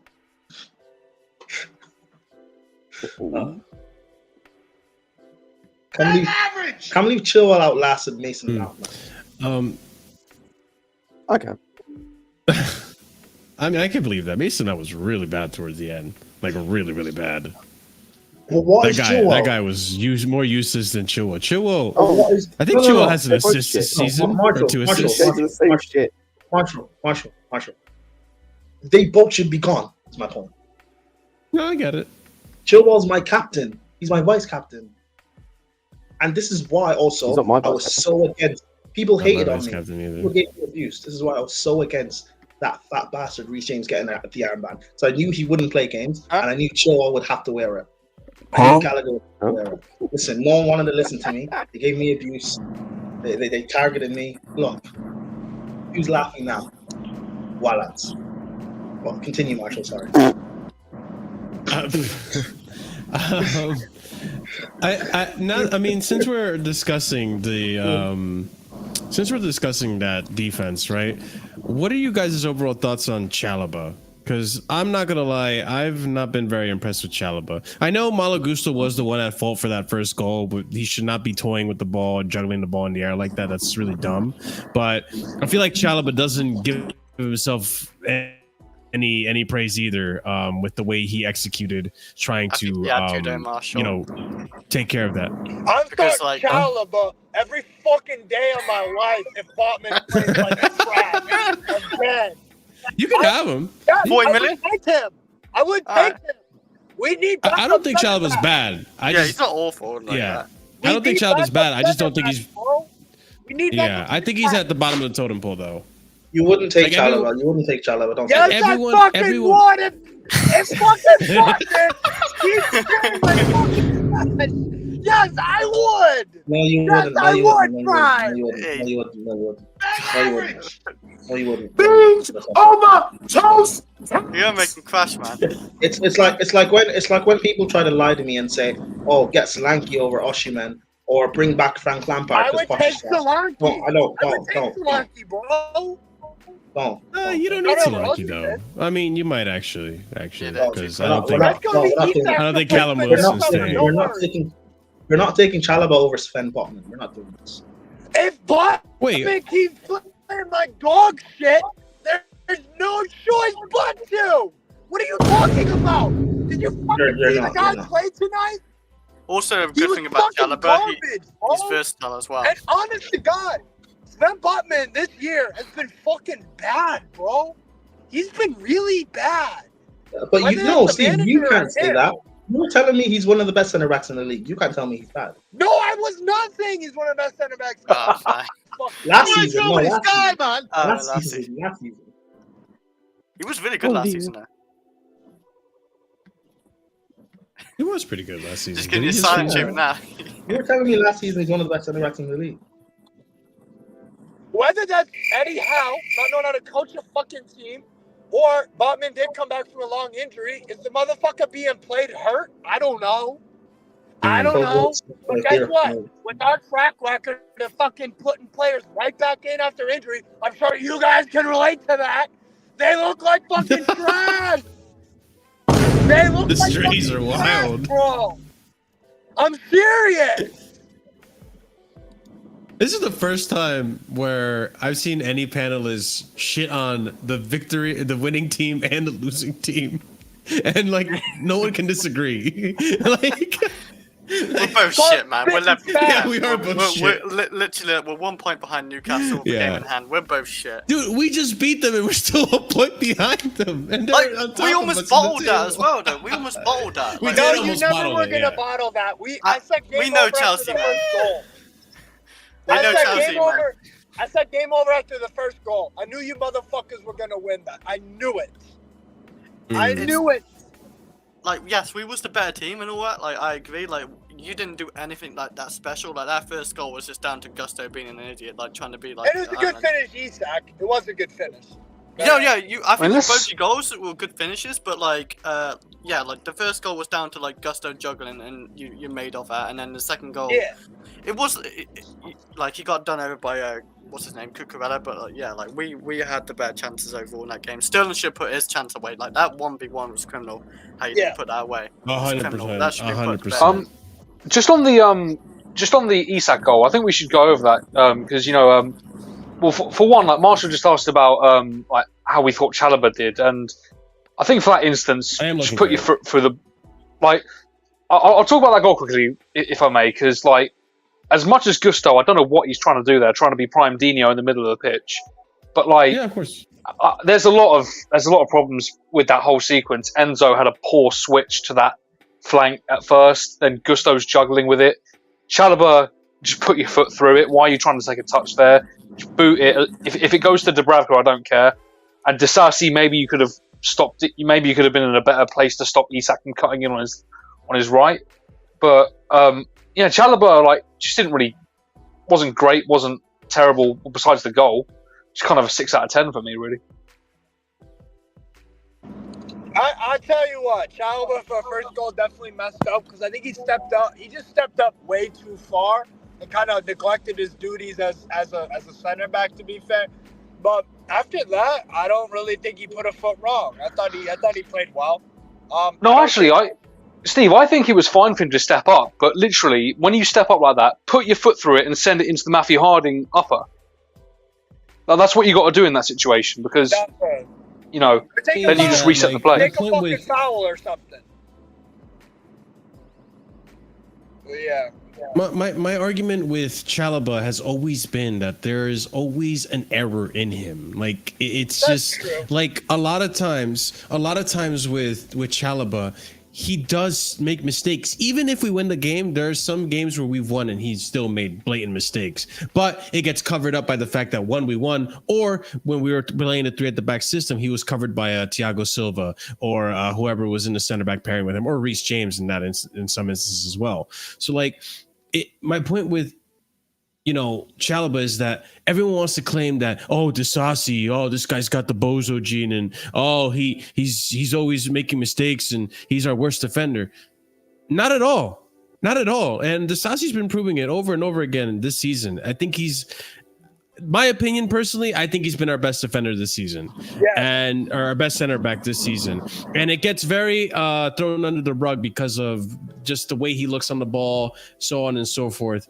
I am trying to load up the play, so bear with me a minute. But it's just again one of those like he doesn't get the respect he deserves. And it's just infuriating. And now we're seeing Chalobah being the one making the errors and not the Disasi. The Disasi was pretty much perfect this game. So I just don't hear those fans out there speaking on it really. And that's why I do want to call it out. Disasi had at least 4 or 5 blocks tonight that were crucial, in my opinion. I thought he had at least 4 or 5 blocks that were either like decent crosses in, but he got enough on it to just clear it out to the danger. Because at one point we were getting some decent crosses into the box that nobody just wanted to take a fucking gamble on for some goddamn fucking reason. But anyways, he dealt with it pretty well. A lot of the, he has, like I said, there's some very good blocks. I felt like in the air wasn't really, I thought he did his job for you guys, but yeah, again, the Disasi, I like him a lot. He does, I think, occasionally have the howler in him, but I think, you're right. The Bozo gene is much more prevalent in Chalobah's genes than it is in fucking Disasi's. Like I said with Disasi, though, I think the only thing I could have really asked for a major improvement on is you don't let Isak cut in that situation. You cover the inside lane. Him or something. I get that, but I mean, we're looking at it right now, right? So here we have Chalobah step out for this, and I understand why he heads it, right? Like you want to make sure you win the ball when you have the defender there. So I guess I understand the header, right? He plays it down, but then he kind of, well, there we go. He doesn't commit. I mean, if you're gonna commit, at least pull the foul, because now you're seeing he leaves this huge gap here that the Disasi has to cover, right? And that's the gap where you see Isak score from. So fast forward, now the Disasi has to tuck inside, giving Isak all the space to go wide. And then Isak just cuts inside because you have one less defender, and you got the goal. Well, one less defender because Chalobah stepped out. Oh, well, and yeah, Gusto. Where's Gusto at, you man? have 2 center backs now, essentially, instead of the. What I would say Gusto's back all the way back here. What a finisher! What a finish as well, though. Yeah, that was a good finish, of course. And the good thing is Isak takes it right away. Some other strikers or other players would have tried to take a touch and maybe go. Like Gordon in that situation, yeah, we have one of them. He might not have shot first. He might have taken a touch with the right and then tried to go with the left and aim for the right. Yeah. Isak was just like, fuck it. First time, boom. That's what I do like about strikers sometimes. Yeah, they just take it first time and actually know how to pull it back in the net. Yeah. But yeah, you're right. You could have, that goal was preventable. Maybe not exactly from that point, but in the whole 50-50, the scuffle that Gusto trying to do fucking Dino move. Yeah, that was dumb. I just think it was the whole sequence, because like I said, Enzo had a part to play in the goal as well with the poor switch over to Gusto's side. Gusto's lucky he got the ball back in the first place. Yeah. And it just put us under so much pressure. I don't think Enzo was that great today, just in general. Second half he improved. Second half he improved a lot. Yeah, he was actually all right in the second half. I thought he was quite good. First half he couldn't keep the ball to save his life, bro. I think he lost like 3 times just in like a lot of crucial areas, but yeah, like he was. And our midfield in that second half was fucking championship bullshit, bro. Oh my god. Oh wow, it was awful. You guys dictated it from there, man. Nah, I'm serious, bro. Our second half performance was fucking woeful. It was so bad. So bad. Oh. Yeah, I can't lie. We're in the same boat. Yeah, I can't lie though. Like, well, we just won in the game. Yeah, we're still in the same boat. we're rowing the boat together, one paddle, man. We're rowing the boat together, one paddle. By the way, why is it mid-table? We are the paddles. We're one paddle together. By the way, why is the pitch so damn green in this fucking video? It's like Mountain Dew. Like, Jesus fucking Christ, it's so damn bright. I'm just saying, it looks really bright. Maybe it's our new tactics, man, to put the players off. Yeah, it could be my screen yeah, too. Probably is. I don't remember being that green. But Yeah. Yeah, actually, hold on. Let me see something real quick. I don't think that actually matters. Wait, hold on. I'm curious. No, it's not my screen. Never mind. I thought it was. Oh, really? I thought I was changing the settings on my monitor or something. Oh, yeah, I just changed it. But yeah, so yeah, like I said, I don't know if anyone wants to add to the whole Chalobah situation here. Like, listen, I'm not gonna say drop him. Obviously, I'd rather play him over Silva.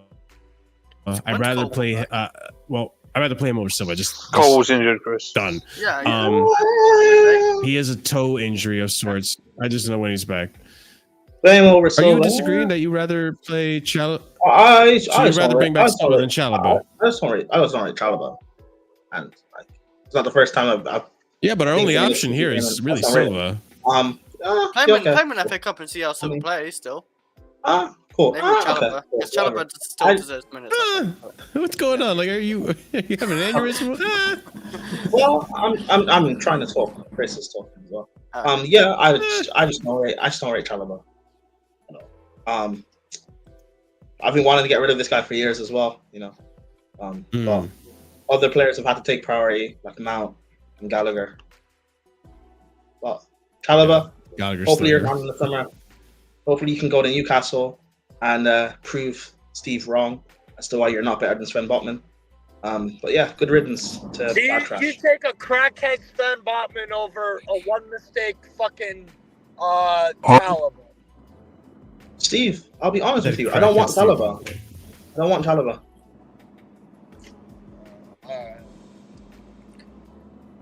You're calling Botman a crackhead. There's a lot of things I could call Chalobah, but I won't because I respect Marshall's channel. Nah, Botman was playing like a crackhead tonight. So he was. Marshall's lagging like Marshall's like he's having a seizure. What the hell? Oh, there we go. Marshall, Okay. your computer. It's not okay. It's doing a thing. It's doing a thing. All right, am I back? You're back right now. Yeah. Am I back? I think I'm back. Yeah. That was weird. Yeah, you're back. That was weird. Okay, sorry. I think my internet just lost some connection there. All right, that was weird. Anyways, so yeah, with Chalobah, I get it. I think he could go in the summer. I'm okay with losing him. My point being is that he's not better than Sassy. We saw it today. We saw it last game. Like it's there. It's there. It's there for you guys to see. And if you're not seeing it as a Chelsea fan, then you have a bias. You have a clear bias. The other thing I wanted to bring up as well, besides Chalobah, is we haven't talked about Jackson. I think Jackson, in terms of performance, had a really brilliant performance today. And like I said, what happened? No, nothing. It's just, you know, so, it's just, I don't know. I was, you know, Steve, you know, oh, he muted himself. Sorry. At this point, I'm just trying to trigger Steve. Sorry, Marshall. I apologize. I know. With the whole Jackson, Yes. by the way. Yeah. No, we did a stream on Steve's channel. Me, Steve, and Chloe, and preview for this game. Oh, you're not cool. Don't speak. It's fine. And we did a combined 11 and stuff. And they wanted to go with Isaac and Gordon, and I was trying to make the case for Jackson to be in the team. I will crash this fucking car, I swear to God. Hey, Steve. Stop, Prime. I'll fly over for your funeral, man. It's fine. Jesus Christ, bro. I'm only joking. I'm not coming over. Anyway, I wanted to make the case for Jackson, and Steve, and they were talking about Jackson hasn't played out wide much, yada yada yada. And I was like, no, take out Gordon, play Isaac off the left, and Jackson up top. But the thing about Isak though is he's too injury prone. Yeah, but people wanted to show me numbers and say Gordon has better numbers than Jackson. He showed the numbers. He does. Gordon's numbers are not that much better than Jackson. I think it's by here's 4 the thing. GA or something. I'm not. Winger? Steve. All right, go Let on. me finish. Let me land.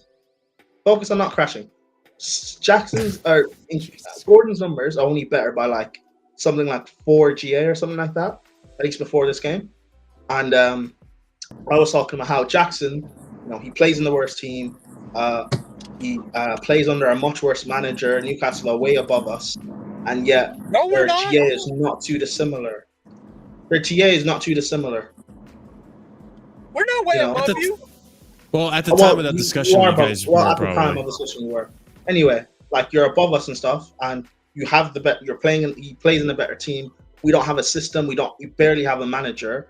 And this is Jackson's first season in the Prem. This is his first full season starting as a player, and the GA is not that much difference. And I was making the case of Jackson should be in the team for a combined 11, and lo and behold, quality performance from Jackson. Gordon gets pocketed and fakes an injury to get hooked. So, listen, and I rate Gordon, by the way. Gordon's my baller. Gordon's my baller. I rate him, but like, let's not lie and say Jackson shouldn't have a case.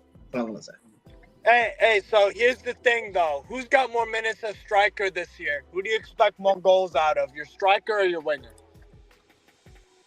People don't rate. Jackson cost 30. No, Gordon cost 60. Answer the question. Just answer the question. Cost 60. Typically, in a football team, who do you expect more goals out of, your striker or your winger? I expected start of the season. I expected like 10 goals from Jackson. I expected 10 goals from Jackson. I didn't think he was that good. It depends on the to be fair, it does depend. Do you expect more goals out of your striker or your winger? It depends on who you think is better. At the start of the season, Gordon was supposed to be better than Jackson. Yes, and he is. But their GA is not too dissimilar. That's not a slight on Jackson, by the way, because probably you know this. I like Jackson. I think he's a good player. I do. Yeah, I do rate him. I like Gordon too. But like based off this season, if you do a combined 11 with the two teams, Jackson starts. I mean, for you, that's fair enough. I'm not saying it's a bad team if he starts over Gordon. I just would personally, I want specialists in my position. Jackson hasn't mastered one position. I think we could agree on that, right? Yeah, I would agree on that. Jackson hasn't nailed down a position. There is a debate in your fan base and everybody else. Is he better on the wing or as a striker? I tend to lean wing. But anyways, I want to get Shamrock Shake real quick to cope with my shitty fucking day. I'll be right back. You get pulled over again? No, right? Hey, cops, check the boot of his car. There's something in it. Oh, Nicholas Jackson. I said I'm getting Nicholas Jackson. Okay, have fun. Nicholas Jackson, in his first season in the Premier League, now has 9 goals. Kai Havertz got 4, 8, and 7 in his 3 seasons at the club. Timo Werner, shots at Chris here. Timo Werner, 6 and 4 in his 2 seasons. Jackson spent a month away for AFCON. That's actually a good point as well. Here's the thing: like what I was initially going to say about Jackson is, I feel like ever since he's come back from AFCON, I feel like he has matured a lot as a striker. I feel like he's oozing with confidence. He's now stepping up as a leader. And to a sense, too, he's been a lot more disciplined, guys. I can't remember the last time Jackson got a yellow. Hey, to be fair, man, Potts is probably drilling it into him because he's like one off a 2-game suspension. we have Washington to back him up or something. He did get the yellow in the FA Cup tie, didn't he? Yeah, so he's like, so now he's like 1 or 2 off a 2-game ban. Okay, maybe I take it back. But I mean that's accumulated over the whole season. Leadership. Yeah. No doubt. In the latter half of the season, I think it's been less and less. Whereas it was almost every other game with him in the first half of the season. But that being said, do you guys feel that Jackson's now coming into being that striker now? Like, do you guys feel that? Like, I'm gonna ask the question that Prime asked a few days ago about how do you feel about. Oh yeah, go ask him, man. You ask him, man. You're the host. Yeah. You know what? Prime, go ahead, man. You ask it. Oh, if I'm the host, then you gotta kick Marshall off the channel. I don't like you, but damn. Well, you're the host. You do it. Yeah. Do it, pussy, that you won't. You know what? Because I like Marshall, I won't kick him off. Yeah. But that's the question. Yeah, go ahead. My question: if we don't get our target in Osimhen or that thug Ivan Toney, that criminal, or even Gyökeres, if we don't get our striker target, Prime. That's not nice. Is he not a criminal? Is he not a criminal? That's He's not a crime. He's a criminal. He's a criminal. Anyway. If we don't get Osimhen or the criminal Tony or even Gyökeres, and the other only options are risk on Sesko, for example, would you guys be willing to go another season with Jackson and Datra Fofana as our two striker options? I personally would be okay with it. For one more season, I'd be okay with it. I'd be okay with it, Prime, if we can actually get like an actual winger, like but that's obvious. That's assuming we get another. I'm okay if we get an actual left winger, because we do need a left winger, and I'd be okay with that then. Because I don't mind Jackson. I don't think he's the worst. Like, he's good at link up. He's getting goals. He's getting assists. Like, I think he's going to improve as well next season. So I do too. I would do that. However, what I would say is, Prime, to answer your aside from cut anyone up, what I'm gonna say is it depends on the manager you get. Let's say you get, just for argument's sake, I don't think you'll get him, but let's say you get Inzaghi. He's gonna play with two strikers. Let's say you still keep Fofana and Nico Jackson. Let's say you sell Broya to fucking, I don't know, head by fortune in China for like 10 million or whatever. And then let's say what's your other striker? David Washington. Let's just say he I don't know, dies. I don't know. Just fucked up, right? So what you're gonna need is at least. I just needed a moment for Washington, man. He never existed anyways. It's fine. He never existed anyways. It's all good. No harm, no foul. Just love you, man. Let's say you bring Pochettino taking him in the back and just fucking. Yeah. I'm sorry, Steve. Go ahead. Thanks, dude. Let's do it. Alright, so what I'm. Fuck. Hold up. I bet you McDonald's. Let's say we bring in Inzaghi. Yeah. I get what you're trying to say. Right? You have your okay. So here's the thing. Right. So you got your two strikers, Datra Fofana and Nico Jackson. You bring in a serious striker, then go sign some free agent dude like Zeko or something, or Kevin Volland or Arnautovic, someone like that. Maybe it's not Patrick Schick. I don't know. So sign someone that isn't like an amazing player or amazing striker, but a solid veteran backup. But you do not want to compromise anymore. Just like with bitches, you don't want to compromise anymore without having a number one big-time striker. And even if you bring in someone like a Jonathan David alongside Osimhen, that's a good combo for Inzaghi's system. But let's say you buy Lautaro. It makes sense to play him with Nico Jackson. It makes sense to play him with Datra Fofana. Because Lautaro, over the years, with Inter Milan, has showed it, whether you rate him or not. He puts up numbers, whether he's next to Zeko, whether he's next to Arnautovic, whether he's next to a 9,000-year-old Alexis Sanchez, whether he's next to, I don't even know who else has played as a striker. Yeah, there's another one in there. But I was making the case of if we don't get any of these big-name strikers, because you said Inzaghi. The way Lautaro works with Inzaghi, in Inzaghi's system, and even under Conte, Cucu can do the same thing. In my opinion. But you want it out and out number 9, do you not? My thing is, if we don't get, say, an Osimhen or a Tony or whoever, we don't get these big names we're linked with, instead of taking a risk on, say, a Sesko or whoever, I'd rather go another season with Jackson and Fofana. I see potential in them. So I'd rather go another season with them, and we can use Nkuku to work with them as well. Because Nkuku can work in the front two in a partnership. Nkuku can work in the team. I agree, however, don't you think that Nkuku's injuries are a problem, just like with Isak's injuries have been a bit of an issue? Because let's be honest.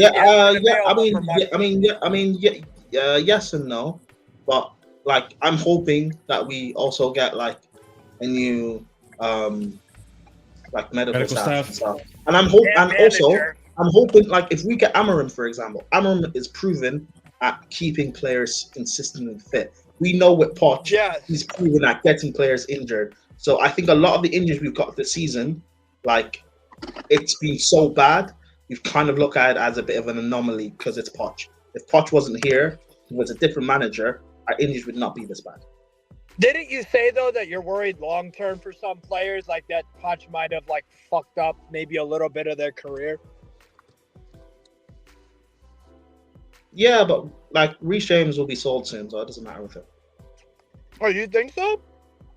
No, No, he's well, bantering. He's trolling. He maybe. knows he's not going to get sold. Maybe, but no. I mean, it's not. just No, it's not. I don't know. It's not unreasonable. I'm just looking at it with Fofana and Jackson. Like, I think there's potential there, and again, it's all provided by whatever manager we get. But I think if we don't get our big name target, why don't we just go another season with them?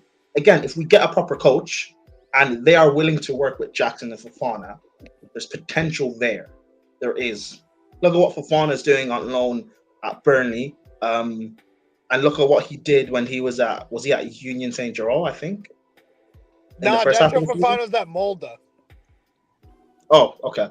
And look at what Jackson's doing this season with us.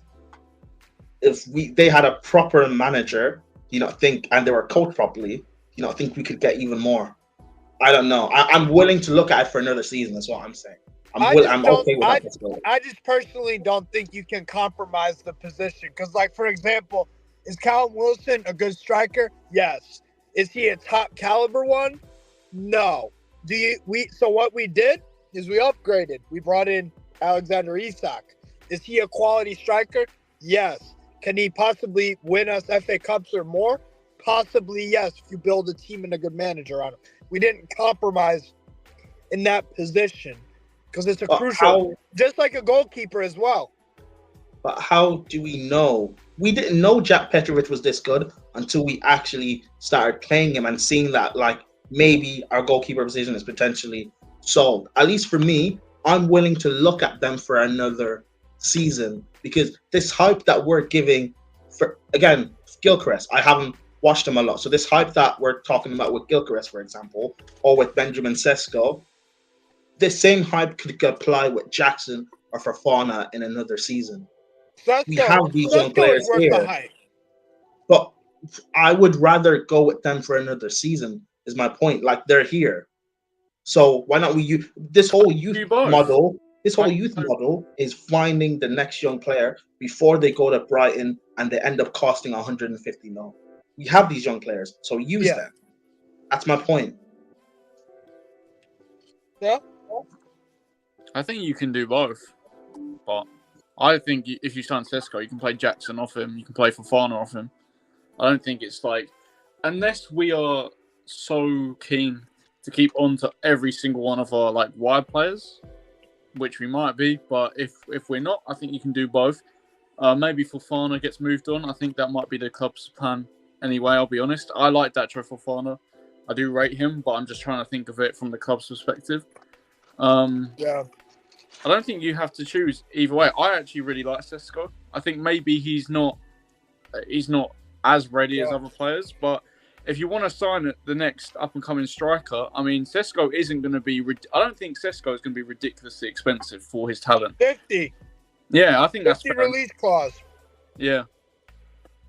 But, Will, I mean, going back to the original question, if we were to not make any moves towards a striker, if we were to remain the same, potentially with the same exact strikers, Washington and Jackson again, let's just replace Washington for benefit's sake with Fofana. Would you be okay with that next season?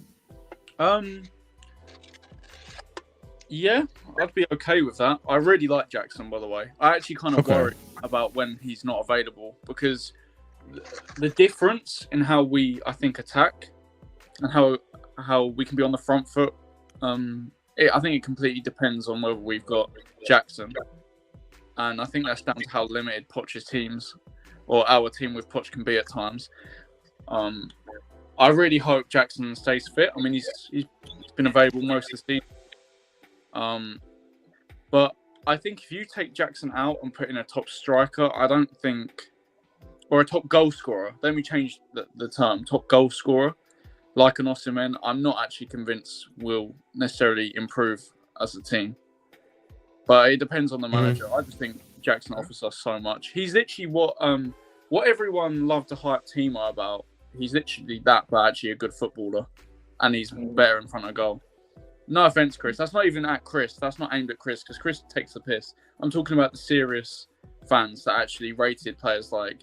I'm not saying that Havertz. I didn't rate Havertz at all because I thought he was okay, but I don't know, man. I Careful you say that. If we start Osimhen, I want Jackson on the left playing with him. I'll be honest. I want Palmer, Osimhen, Jackson. Yeah, Okay. I would be cool with that. Also, if we get an inside forward off the like a left inside forward or left winger that is an actual goal threat, and Jackson's up top, we see how well Jackson's able to link with our wingers, and we see how good he is at providing, at creating goals, at providing goals. So if we can get someone that's a massive up, if we get someone who can do what we expected from Sterling, from a goal output perspective, I think that would work. Also, yeah.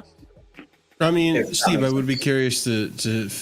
Do you think Chelsea would be just fine if they stuck with Jackson and Fofana next season? No, like I said, I think you gotta go get someone that is of the. Oh, but then again, it depends on if it fits the manager's. Depends on the manager, yeah. If it fits what the manager wants. If your manager, if I don't know who your manager is gonna be next season, maybe it's De Zerbi. What if he wants Jonathan David? But I think that is I think. Thank you. I wouldn't mind that, by the way. I'll be honest though. I think the managers we're looking at are gonna have to. I think De Zerbi, if he comes in, will listen to the board and will co-sign what the board wants. I think he'll just want to coach. If I'm being honest, I think whatever options there are out there, I think there'll be collaboration. But I think De Zerbi will just want to coach, and I think he'll try to do the best with what he's been given. I think the striker position we're actually quite lucky in a way that we've got no Europe, and yet players like Osimhen and Sesko are still reportedly interested in joining us. As much as I don't think Osimhen is worth the money, I think if you have to overpay a little bit, and if you play Jackson and Palmer off him, I think I would take it. My issue with Osimhen would be is if we play Sterling and Osimhen together. And I think when we're struggling to create chances, that kind of, I think we might come unstuck. And I think we'll see the grass isn't always greener. With the winger options, we've got Nico Williams, who I think is very talented. But outside of that, I don't think the winger options are as good as the striker options for us. So I agree with Steve. I think we should go for a striker option and just try out Jackson to play off these players. Because Jackson, he seems to be a threat wherever he plays. He's always a threat. 100%. 100%. I agree with that. Yeah, and that's where I come back to what I was saying earlier, right? I think he's matured a lot since coming back from AFCON. He's almost stepped up as it almost seems like he has this leadership about him now. Like he's leading the attack now. Fuck what Raheem Sterling thinks. I think Jackson's part of the reason we saw Raheem Sterling not get as much, service as he would. Because I think even Jackson is like, bro, I can't give you the ball because I don't trust you to score or do the right thing. You haven't been doing the right thing in the past 4 or 5 games, I think. I think he got an assist against Leeds, right? But that's about it. Sterling? I don't remember what Sterling did recently. I mean, in the beginning of the season, Sterling wasn't bad. Yeah. But the Sterling at Man City, we have not seen that really at all. But we're never going to see that. We're never going to see that. Jackson, he started off the season well, and then he went through a bit of a bad patch where things weren't working for him, and Chelsea fans really got on his neck, and that seemed to affect him. But then he went to AFCON, and you see the love he got from Chelsea fans saying, Jackson, come back. We miss you. I think that really, he took that, really to heart. And now he's coming back, and he's, like you said, Marshall, he's stepping up. He's coming into a bit of a leadership role. And, he really loves the club. He really wants to stay and fight. I'm really happy for him. I'm really happy how he's developing. Yeah, same. I'm happy for the love that he's getting. and he's not allowing the nonsense of, Chelsea. I'm being compared to Drogba, but yet all strikers flop at Chelsea. But yet Chelsea are looking at a striker next summer. So what is my future going to look like? It's in doubt. He's just taking this opportunity by the scruff of the neck and showing that no matter what Chelsea do next summer, even if you do get, you spend big on a striker, I'm still here. I'm not going to give up my chance. I'm fighting. I'm going to be in this team regardless. And I love that. I love that. He's proven people wrong. Wherever again. I love it. I just wish he didn't take a month of Brozier and Palmer, and then Palmer playing at false nine. I just wish he didn't take that for many fans to realise what we have here. This is not a bad player. Of course, it was always going to take that, though. I told people. I know, but I'm just saying, Prime, that's a shame, because he is good. I disagree with this auto mention. I think what he did was the things that you don't see leading up to one pass or two passes before the goal, like the hold up play that he does, how he keeps the ball in the spaces that he does and holds it long enough for the rest of the attack to come up and assist him. Was it Jackson the reason that Sterling got in a position he was in? Was that Jackson? Flick on, right? He ran into the left channel and spun someone. It was a back header, flick on, right? I believe so, from Jackson, that led to Sterling getting the run that he got, where he just completely. It's because the way Jackson plays, he doesn't look aesthetically pleasing all the time. So people are going to look at it and not give him the praise. But if this was, I really shouldn't be using this, but people, maybe I'll use this. People gave Drogba a lot of praise and a lot of credit for him doing all the dirty work and all the basic stuff. Mm-hmm. Because he looked great doing it and people love him. I'm not saying Jackson's Drogba, obviously, but Jackson's doing the dirty work a striker should be doing, and he's not getting that praise and love. Jackson's doing everything he possibly can. He's doing his job. Yes, is he having a few misses? Cool, but at the end of the day, he'll have a horror miss, but yet he'll still score or he'll still get an assist. He was close to scoring a second goal today if it wasn't for the offside. Was it last game or the game before? He had a horror. I think it was Leeds, maybe. He had a horror miss. And and he made up for it with the brilliant header. A minute or two later, he scored. I want that from my forward. Don't let your head drop if you have a bad miss. Who cares? Score the next chance, and he's doing that. Mm-hmm. What were you gonna say, Steve? I was just gonna say the finish tonight was again super. It was a super finish because he redirects it just enough to where Dubravka's just fucked out here, bro.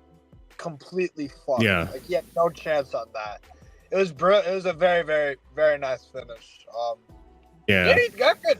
You know what it is? Jackson, for me, his best attributes are his instincts. You see him at his best. Besides the finishing instincts. That's not there yet, but it's coming. It's coming. You see it in flashes, though, like the finish tonight. That's an instinctual finish. Yeah. That's an instinctual finish. He doesn't, when he's dwelling too much in front of goal, that's when he has the bad misses. But the instant finishes, he's great at doing that. But that's what I mean. We haven't seen much of those instant finishes until after AFCON. Once he came back from AFCON, I think he started to pick up more on those instant finishes, the more, the finishing instinct. It's you can see the staunch difference between Jackson, or at least I can see it. Maybe not everyone can. The staunch difference between Jackson pre-AFCON versus post-AFCON. He is a lot more aggressive on the ball now when it comes to striking it. He doesn't hesitate as much as he was before. I've been calling him touchy less and less, funny enough. And it shows. He's doing exactly what I wanted him to do, which is brilliant because he's doing it faster than I expected him to. I'm not going to lie. I thought we were going to see Jackson the same way we saw him pre-AFCON the whole season. I thought I was going to have multiple conversations repeating myself about how I'm frustrated with Jackson and how many touches he's taking before taking a shot. I thought I was going to be here. But here I am standing corrected, and he is ahead of his curve, I think. He is developing well. Listen, I think it's mostly on AFCON. I don't want to give Poch too much praise, but maybe it has something to do with Poch as well. I don't know. But again, I'm seeing it. I'm appreciating that for the price that we got him for. He is starting to step up and mold into the striker that I was hoping he would be in the start of the season. But obviously that was a little bit delusion because the hype, the preseason, all that.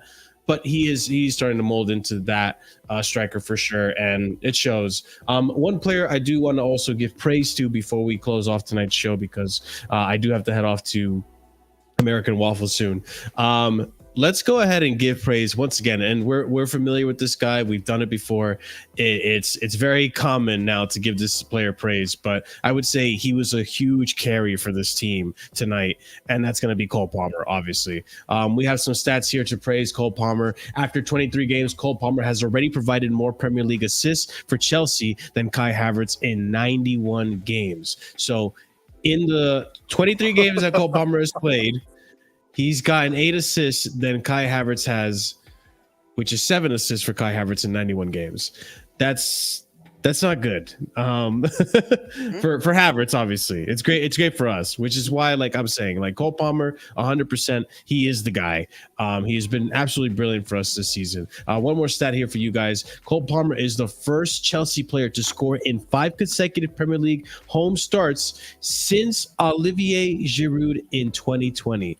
Bro, and people disrespect Olivier Giroud, or at least used to disrespect Olivier Giroud too much. Now we're seeing why he's as good as he was, because we've been to shit now, and I wish we had Olivier Giroud. But Cole Palmer, man, absolutely brilliant performance. I agree with you, EE. I think fuck you, Adam. I think I think I need to get myself a Palmer kit. I really do enjoy watching this player, and the finish today that he had. And mind you, I know people are going to say that Jackson robbed him of a goal. It was going off target. I did look at it, and Jackson flicked it back on target. But regardless, like a brilliant assist, a brilliant goal, a brilliant performance from him. Arguably, in a better system with better attackers, he could have gotten more assists, because there were some Reece James-esque crosses in this match that just were missing someone at the end of it. But guys, your thoughts on Cole Palmer? I got a little bit of trivia. As I said this in the game, actually, Cole Palmer this season he is the player with the most games where he has both scored a goal and gotten an assist. So no player has done that more times, get a goal and an assist in the same game. Palmer's got 5 games doing that. For Chelsea? Yeah. No, Premier League. He has the most games where he's gotten both a goal and an assist in the same game. What? Did he do? You said for like in the Premier League. Did he even do that for City? I think he only did that for Chelsea, really, hasn't he? Yeah. No, I'm talking about the players of all the players in the Premier League this season, Chris. Yeah. He has the most games where he has both scored and assisted.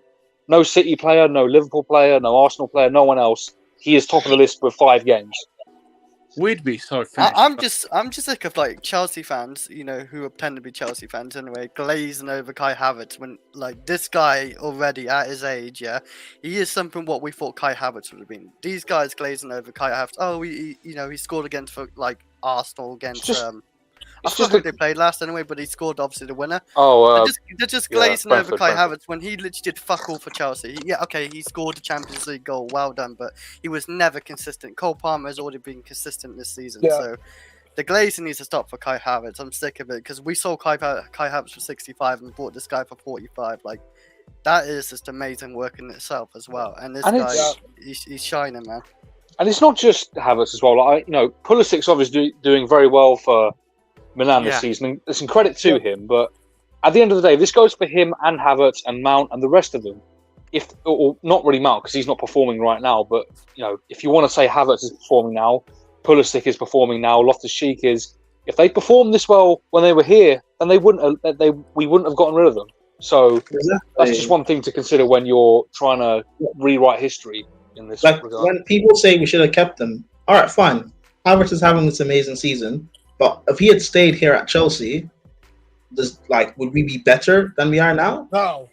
I think he's having a good season. If Ruben had stayed at Chelsea, you know what? He would be best friends with Reece James on the injury table, as would Pulisic. So they wouldn't be helping us either. So what are we doing? Like, it's Well, I great. can't Like, wait. Every time I just want drag to. Reese, man. Listen, if a player doesn't, it's weird. Like, people don't say. It's like saying, it's like saying, oh, I should have stayed with my ex because she's having a great relationship with someone else. That makes no sense. Didn't work out with you. It's working out with someone else. Like, move on. Yeah. Move on. He's not even like, bro. by the way, he's not even doing that amazing for Arsenal. He's had a few good games, like, where he's helped them, but like he's been a ghost for like literally a lot of this season. He hasn't been that great. He's basically equalled his best season at Chelsea in terms. He's got the same goals, the same assists, and he's done it in 2 less games. Half the games So, he scored, on average, they're already 5 goals up. They're already 4 goals up. Like, come on, like he just shows up there. I mean, I can't lie, Chris. As much as I'd like to use that against Kai Havertz, I have also been one to criticise him for not getting in on the all-you-can-eat buffets that they've had at times this season. So, I can't really go too far with that. That's just my thing with it because Marshall, like he doesn't do a whole lot. I don't Nicholas think. Jackson is on 9 goals, 3 assists in the Prem. Yeah. Oh, I actually looked this up before, Prime. I'm going to mention this real quick. Nicholas Jackson, for the whole season at Chelsea, he has 12 goals and 3 assists. So he's on par to, or on course to potentially go past 15 goals, which is more than any of our strikers in the last like 3 to 4 years. No, but that's just in. But like I'm looking at in the Prem, he's on 9 goals, 3 assists. Like, he could get 15. He could end the season because I think before AFCON he was on 7. Yeah. He could end the season on 15 goals in the Premier League, and he could end the season on 20 GA in the Prem alone. That's pretty good. I expected him to barely get 10. Like for him to get 20, and no one expected this. Even Ahmed, the Jackson fan, didn't expect 20. Like, if he's ended the season on 20 GA, that'd be good. Can we not make the argument of if we can't get our main striker targets, if they don't want us to come to Chelsea because we're not in Europe or whatever, maybe Jackson for another season is not the worst idea. All I'm saying. No, but Prime, I agree with you. Yeah, Prime, I think that next season, if we don't get our targets, I think we'll be fine with Jackson. Jackson's now giving me the confidence since he's come back from AFCON that he's going to be that guy. And with a better manager, imagine actually, guys, take a moment to sink that in. If we had a better manager, I think Jackson probably would have been at that 15 to 20 GA mark by now. Yeah, possibly. Or he is at the 15 GA mark. It would definitely help him. I mean, it would definitely help him. Like, as much as he's obviously trying to be physical with the centre backs, and like he does an okay job at it, but I don't like the amount of times that we hoof it to him. Like, no, I agree. Especially in that Liverpool game, he did a good job, but we just didn't vary it up in any way. He's one guy against 2 giants. And thing is, him as a player as well, he has got so many tools to his game. He is. Give him the ball to feet. He'll do something with it. It's not just a thing where he's 6'2", so hoof the ball to him and try and get flick-ons and stuff. But coming back to Palmer, I know earlier in the stream we were mentioning about, I think Prime, you said if we get a left winger, get me an experienced left winger. Palmer is the reason why I don't necessarily need an experienced left winger. I don't think that Palmer is an anomaly. Despite what people think, I don't think Palmer's an anomaly. I think there are players out there that are as talented, if not better, than Palmer. Like, we just don't know about them yet. We haven't seen them as closely as we have. Like, actually, to be fair, none of it. Steve, but most other people don't. And like, I would even argue, like, not many people knew much about Palmer. Like, there was some promising games that we've seen Palmer, but they were very far and few in between. So there are wingers out there that can have decent quality like Palmer, which is why, again, I give this is on Joe Shields, but it's also on the recruitment as well. This is where, like, I can't necessarily be 100% recruitment out. Yes, I'm pissed off that the recruitment of Poch, but the player recruitment, outside of Mudryk, who's still questionable, has been pretty spot on. Joe Shields and Win Stanley, they're not responsible for the manager, are they? Joe Shields is not. Win Stanley and Stewart made the short list. Joe Shields, he's been doing quite well in the recruitment for the players. What I'll say is, let me reword what I said. not just on an experienced left winger. Get me someone of.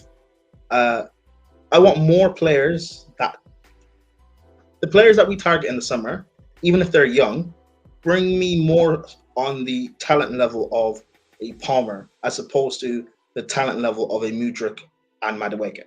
I want players that are ready to come in instead of someone like a Madueke where they still need another year or two to develop and it's going to take time.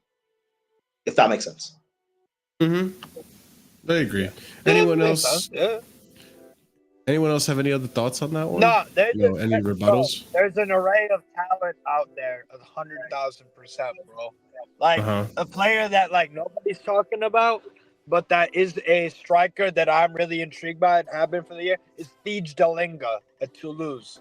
That guy's a bad boy finisher. He's techie. He's got good. Oh, another fucking cop. Get the fuck out of here, man. Anyways,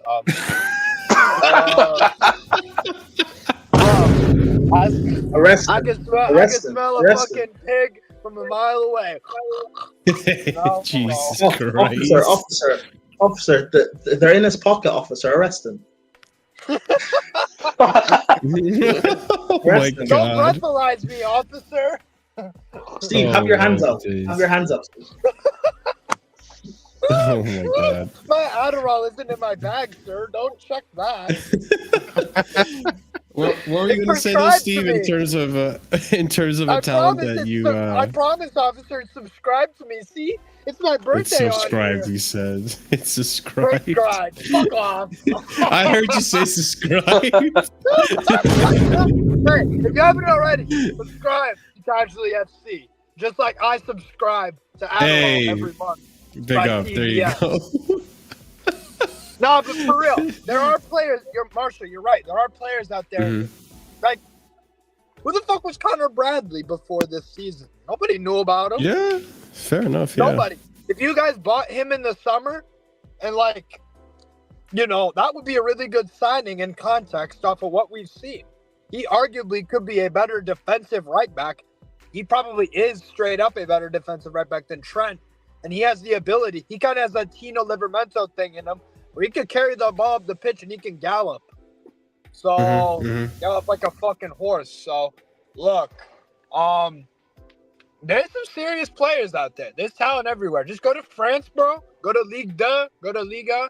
There are talented players out there, 100%. Or go to one of these, like, established academies. Like Man City, they probably right now, this very moment, in that building, have a full squad of players that in 10 years will become very good players for teams all around the globe. It's crazy. Yeah. That's how good they are. So keep buying from Man City if they're willing to sell. Keep buying from Man City and go for those players from like Liga for me, because that's where Gusto came from as well. That's where a lot of your good players of the years have came from. They've come from Liga. Thiago Silva, fucking Gusto, Drogba. All those guys. Clearly, y'all got a good connection with that. And the physicality of that league as well, which is hella underrated. The overall league. We love a Ligue 1 player. Yeah, exactly. No, for real. Exactly. It's proven So consistent. It's proven really well for us. The only one that went really bad is probably Bakayoko. That's it. Bakayoko. Yeah. Outside of that, that was an anomaly. That was an anomaly. Yeah. But other than that, yeah, Drogba, Essien came from Lyon. Makalele came Aspie. from... Makalele came from Real Madrid. Makalele came from Real Madrid. Makalele did? Oh, shit. Okay. Yeah, he ran Madrid to Chelsea, but he played in France before. Yeah, I think he played at Lyon. And then there was what? Yeah, you're right. Azpilicueta came from Olympique de Marseille. You had fucking where did Mikel come from? Oh no, he wasn't from That I remember. Yeah. I can't remember where there is a lot of really good talent out there is the point pretty much. And we have a history. Yeah. No, I agree. So just I keep agree doing 100%. that. Like I said, Disasi, Malo Gusto, Badiashile, I think will become a good center back for you guys. Same with Fofana. Fofana was brilliant. Just as good as Saliba, mind you. And they played with each other at Saint-Etienne about 4 years ago. And I was like, damn, these two guys are fucking good. So, well, that's what I would do if I were you guys. Like, it's great to have all the Prem proven stuff, but nah, man. Yeah, that's all hogwash.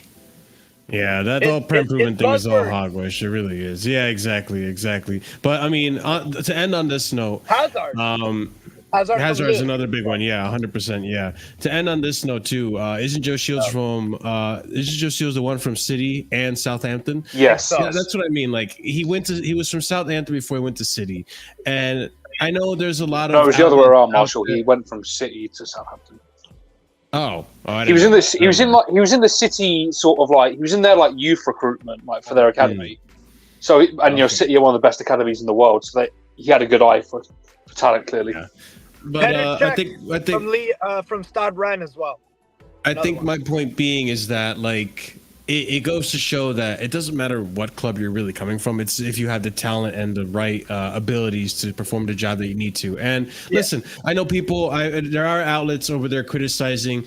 We got Win Stanley and Lawrence Stewart. These aren't elite. You know, these aren't the top of the game. I mean, Joe Shields came from Southampton. I think if people had looked at it from the surface level, they would have thought he wasn't the elite guy, and you saw the talents he's bringing in.